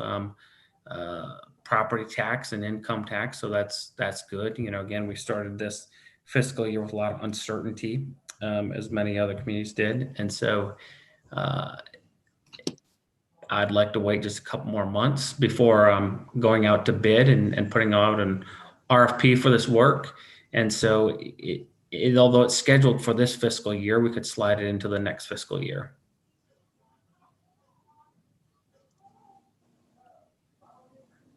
All right. So now we are into new business. Yes, we are. Let's see. I think the next item on here, I'm sorry, I've lost my agenda. Go ahead. The naming of Baltimore Park. You all had wanted this to be on the agenda. And I provided to you what the Board of Parks and Rec has provided to you. And that essentially was, they had a lot of discussion and meaningful discussion. They sort of relied on the fact that, as you can see here, it says this is Helmholtz Park at the Baltimore entrance. And they felt that, yes, well, that's what everybody calls it, is Bottomer. There wasn't really a desire to change it. One member did indicate a strong feeling, well, if you call it Bottomer and that's kind of its common name, why would you not just change it to Bottomer? Because that's what everybody knows it as. And so they didn't take any action. They asked Mr. Eck to Right. report to you at their meeting. That's what he did on the 19th. And now here we are, because from the 19th town commission meeting, you wanted this on the agenda. And here it is. Right. Yeah, so the choices are do nothing and leave it the Bodmer entrance to Helmholtz Park, or give it another name. And then, as Seth pointed out, if you give it another name, because most everybody refers to it as Bodmer Park anyway, then you have to figure out, well, what are the boundaries of Bodmer Park versus Helmholtz Park? And then also I saw by email, there's an opportunity to give a completely different name. Yeah, so whatever anybody's pleasure might be. Yeah, I was just thinking that perhaps this might, if we have an issue where we want to rename it, maybe this is an opportunity to utilize the name that was suggested to us. I think it was a year ago that we heard from the Parks Board heard from Skip Etheridge, who gave a presentation suggesting a gentleman by the name of William Taylor, who is an ex-slave and one of the founders of the Sugarland community just outside of Poolesville, and is also an ancestor of Mr. Etheridge himself. And the Parks Board recommended adding his name to our list of folks that we do name parks and streets after. So my thinking was maybe this is an opportunity to move forward with that if we did want to rename this park. Yeah, I think that I mean, I don't know if it makes sense to rename this park specifically, if it's going to confuse things, but I think that we need to get that name a park or a street or something as soon as possible. I think it's appropriate and overdue.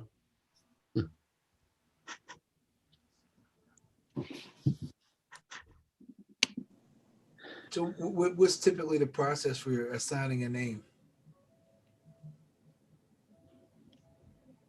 I haven't been around for that process. I mean, usually it's with a new development and new streets. So, the town commission ultimately makes that decision.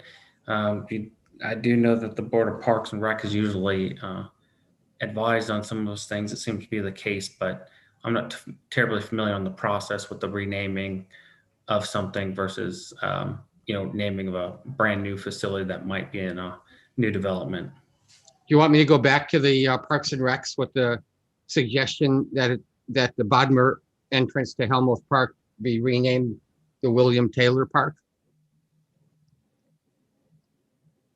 Well, Jay, do we have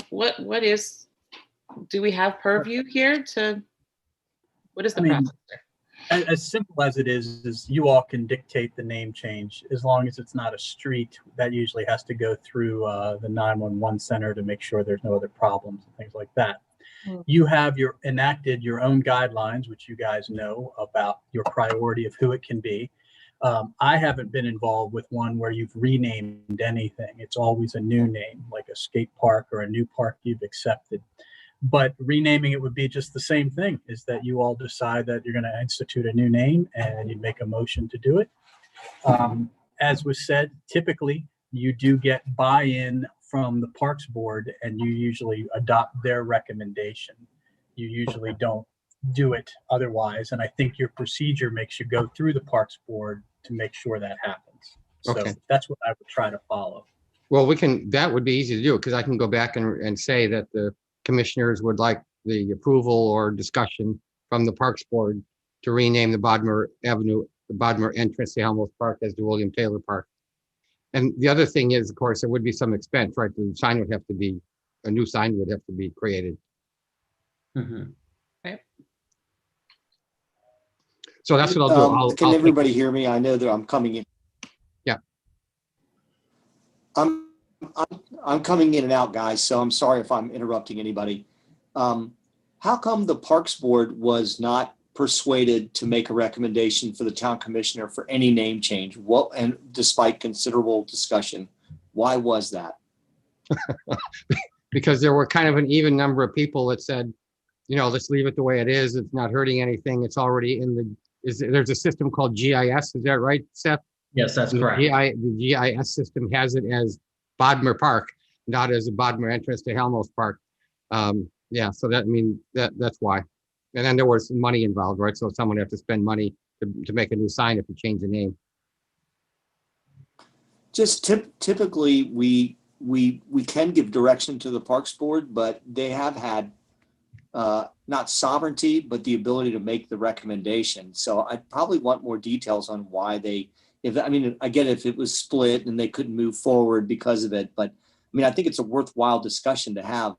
And it's, it just seems odd that we didn't get a recommendation to move forward for it. Yeah. So I guess I'm going to talk to some of the individual park board members and see what if there was really something there, because it sounds like a worthwhile idea to me. Yeah. But I don't want to step on their toes. They exist for a reason, and they do a good job for us. Yeah, absolutely. Yeah. Okay, I'll take it back to them, and anybody else is welcome to chat with them as well, of course. Yeah. That sounds good. All right, great. Thanks, Jeff. Yep. Oh, I lost my agenda. So we are at Bates contract and extension. Okay, thank you. As you know, we had a significant amount of discussion earlier last year, I should say, at this point in 2020 regarding the trash rates, and knowing that those went up. They were going to start implementing those on July 1 of 2020. You can see in their communication to us, they did not do that. And they decided to hold off till the beginning of this calendar year. But in that same request and notification to us, they asked to extend the contract by 1 year to 2023. And obviously I don't have that discretion authority, so I was going to provide this information to you.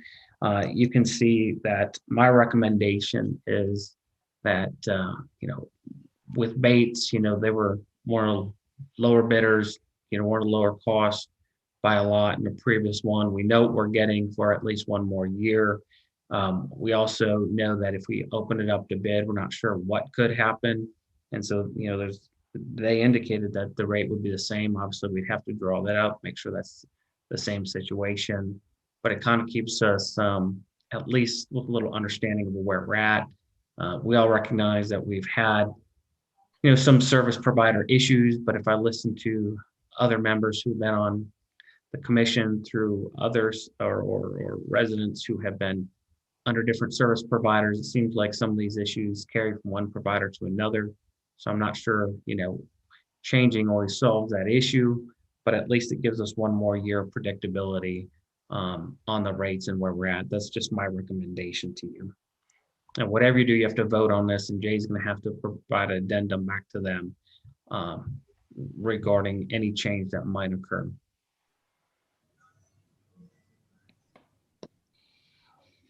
So the idea here is the rates would be the same rates that were what Town of Poolsville is paying now would be extended through the entire year, the calendar year of 2023, or the fiscal year? Yeah, I would, I'd have to look to see if it's on the calendar or fiscal year, but nonetheless, it's a 1 year period, even if it's a fiscal or calendar. Yeah. Another 12-month cycle.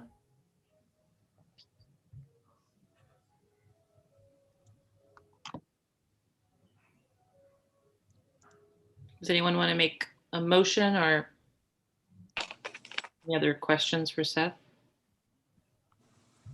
I'm kind of in favor of locking in the rates and not paying higher money.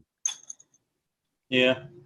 You know, and they always come in front of my house and pick up the trash. So I know other folks are, you know, saying that they miss their house and this and that. And I guess they call town hall and then town hall gets them to come back. But yeah. Yeah, they've not been perfect, but I mean, the impression I get in talking to other people is that there's no trash company that's perfect. Yeah. And you probably weren't here for the last time we put out contracts, Jeff, but like everyone else was way more money. Oh, okay. Yeah. Way more money. Well, in Is that that case, fair to say, Jim? Yeah, it was, this is, I think Bates has stepped up their game, and what they offer is great value. So the idea is just to keep them tuned up and doing a great job. Well, So this next year, I have no that. so I make a motion that we go ahead with Seth's recommendation to extend the Bates contract until the date in the letter. Great. Do we have a second? I second the motion. Thank you. All those in favor? Aye. Aye. Aye. Okay. And Thank you. then Jay writes the letter or Seth writes the letter or something. Well, as a contract, I'll let Jay handle that issue. And they'll be picking up trash tomorrow, right? Well, that's a good question, and thank you for that. As of this afternoon, they communicated with Bobby and had a question, about the road conditions and whether or not they might make it. Wednesday. Yeah, whether they might make it. So we're still sort of determining that situation. So, I think it's actually snowier tonight than it was last night. well, I think that's. Yeah, I think they underestimated yesterday and Yes. Yeah. Yeah. Overestimated. underestimated today and Yeah. overestimated yesterday, right? Exactly. Yeah. I think so too. Yeah. Okay. So stay tuned on He's that. not worried about that. He's in Hawaii. Not snowing here. Not worried about snow. All right, what's next? Sure. Town manager report. Town manager's report. Okay, thank you. Certainly. So some of the highlights, just on a couple things, as I mentioned, well 6 about 2 weekends ago broke down and had to be a special order pump. It's quite a costly pump in that, and that should be up here shortly. Well 5 went down also this past Friday, and that was repaired Saturday, and then subsequently fixed within about a 30-hour period. I submitted the historic signs, the historic district entrance signs, that application that's an intent to apply was submitted. Again, it's just a letter of intent.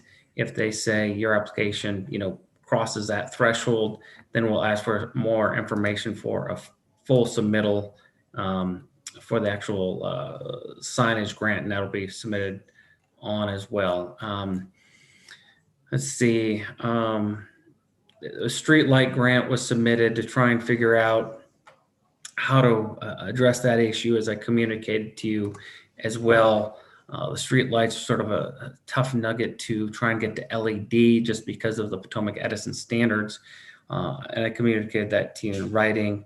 And so this is just another avenue to try and figure out a way to convert to LED on there. As was noted and has been posted on Facebook, there is a sustainable Poolsville position open. And so we look forward to that. One person has actually applied to the position. So, if there's other issues, if there's other people are interested, send them to me, and we can get them on. Hey, Seth, I'm just looking at the town page.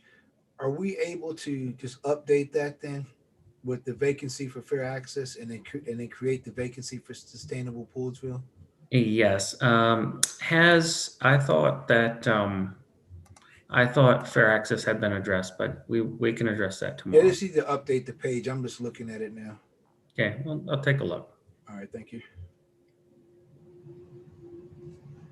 All right. If there's no other questions for Seth or anything else, I think. Fair access is updated for sure.